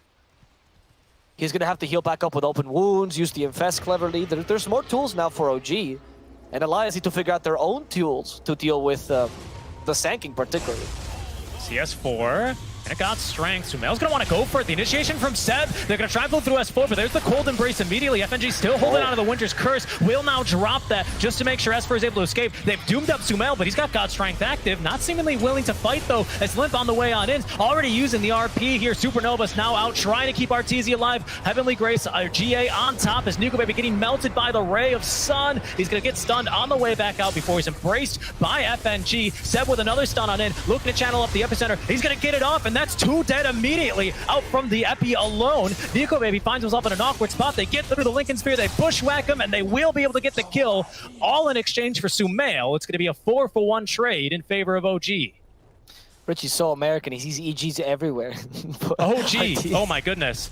I heard Sumail and you did the call out for Arteezy is what I was joking about. But OG, they only lose Sumail there. Not that big a deal, honestly. Alliance, though, they will have to find a way to deal with this team fight again. Like that Nullifier, you could tell the Guardian Angel was always available. You don't have the secondary Purse to deal with it. And the Heavenly Grace can easily deal with a Nullifier. So that's not the perfect solution for that either. Alliance. What are you... Oh, Saksa. He's got Refresher. He's done it. He does, yeah, he does have the Refresher, but that was just a Supernova bait. Oh, the break hurting Mirana. I know. Alliance is to find a way to both kill Seb and kill No-Till in the beginning of the fight, and it seems almost impossible. Seb even went for the extra shard now. More slows around the team fight, a bit of extra damage. Radiant's middle tower has fallen. We're into the base here already, though. OG looking to at least try and equalize here. There are you know, issues in the base, though. There's 2 wagons and a big old wave of super creep currently looking to get that last tier 4 tower down that OG currently have in their base. They will have to TP back and defend the base from just the creeps alone. Okay. OG, they do go back, but I think this team fight's looking stronger for them, like I said, because of the way they're proposing them. So I don't think they're in a rush right now to finish this. It's not like they just recovered a small lead. It's that they're actually coming back into the game. Despite the fact that Lifestealer has such incredible net worth, these team fights are just looking really good for them. And I mean, the best solution to Lifestealer is kiting him. Nico Baby might consider at some point going for some sort of mobility, like a Blink Dagger. For now, he's thinking of the Scotty as a way to slow down the Omni-Knight. Actually, not a bad idea. Together with a Ghoul Frenzy. Hopefully that's enough. And then at least if you can kill Omni, then fine, Sanking can roam around and do his shenanigans, but at least kill the Omni-Knight so you can deal with the Sven. Seb's got already the Bloodstone flying out to him here, so he's going to have a little bit of lifesteal in these fights and a bit of burst healing at his disposal now. Magnum Shard on top of this. Of course, now only triggers if there's enemies around you. As OG, they're going to smoke up. What are they going to find here, though? Limp ready to break smokes. And with this RP, Oh, the skewer got evaded by the burst, right? There's the Doom use. They just got triggered. They want to kill the Sand King. They're actually just walking towards the egg, though. Gotta destroy Saksa. The RP to punch him up, and they know Seb's the target. That Doom was worth it. Goodbye to Seb. With the Nullifier, they get rid of the Guardian Angel on No-Tail, and then now get rid of No-Tail. The Supernova has been available, though, but they're already gonna kill Sven. So who cares if the egg explodes? Your carry's dead, OG. What are you gonna do now? Alliance might be able to take Saksa for a ride. There's the Splinter Blast on top of that. There's the Shockwave to get him back. They want Thompson on top of that. Nullifier gets rid of the Scurry. Thompson needs to use the pushback. Wants to get a kill before he dies. Just needs to get away from Nico Baby. But Nico Baby's not letting up. Thompson trying to scurry in the trees. Nico Baby's afraid of no trees. This is not like a cliff. He's going to kill Thompson. He tried his best. But there's ever so much you can do against the Lifestealer. Alliance are now going to do it. They're actually going to reach the high gun a second time after a couple of missed team fights. They finally found a solution. They're just going for turquoise. They know there's no buyback on Sumail right now. It's going to still be on cooldown for another minute, even if he had the gold, which he doesn't, by the way. Tier 4 tower already nuked through by the creep wave. Nico Baby focusing onto the throne as S4 just making sure they can get rid of Thompson one last time. He's doing a fair bit of damage. He's going to have to pop the BKB. Nico Baby and Limp, though, objective gamers here, going straight for the throne as the GG is dropped. Alliance, they do it. They win 2-0 here versus OG. They're going to the lower bracket finals where they're facing T1 tomorrow. That FNG always with a delayed happiness, but such a pure expression. Meanwhile, S4, this is what happiness looks like for S4. Look at that slight smile. It charms anyone here.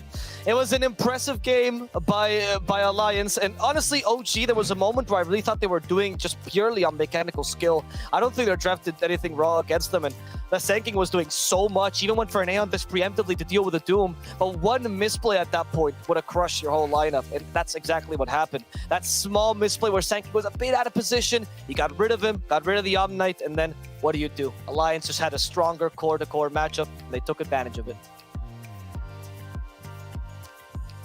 So with that, Alliance return OG to sender and move forward in this tournament. And OG, unfortunately, will be eliminated. Gonna go to a break, and when we return, an interview and a breakdown.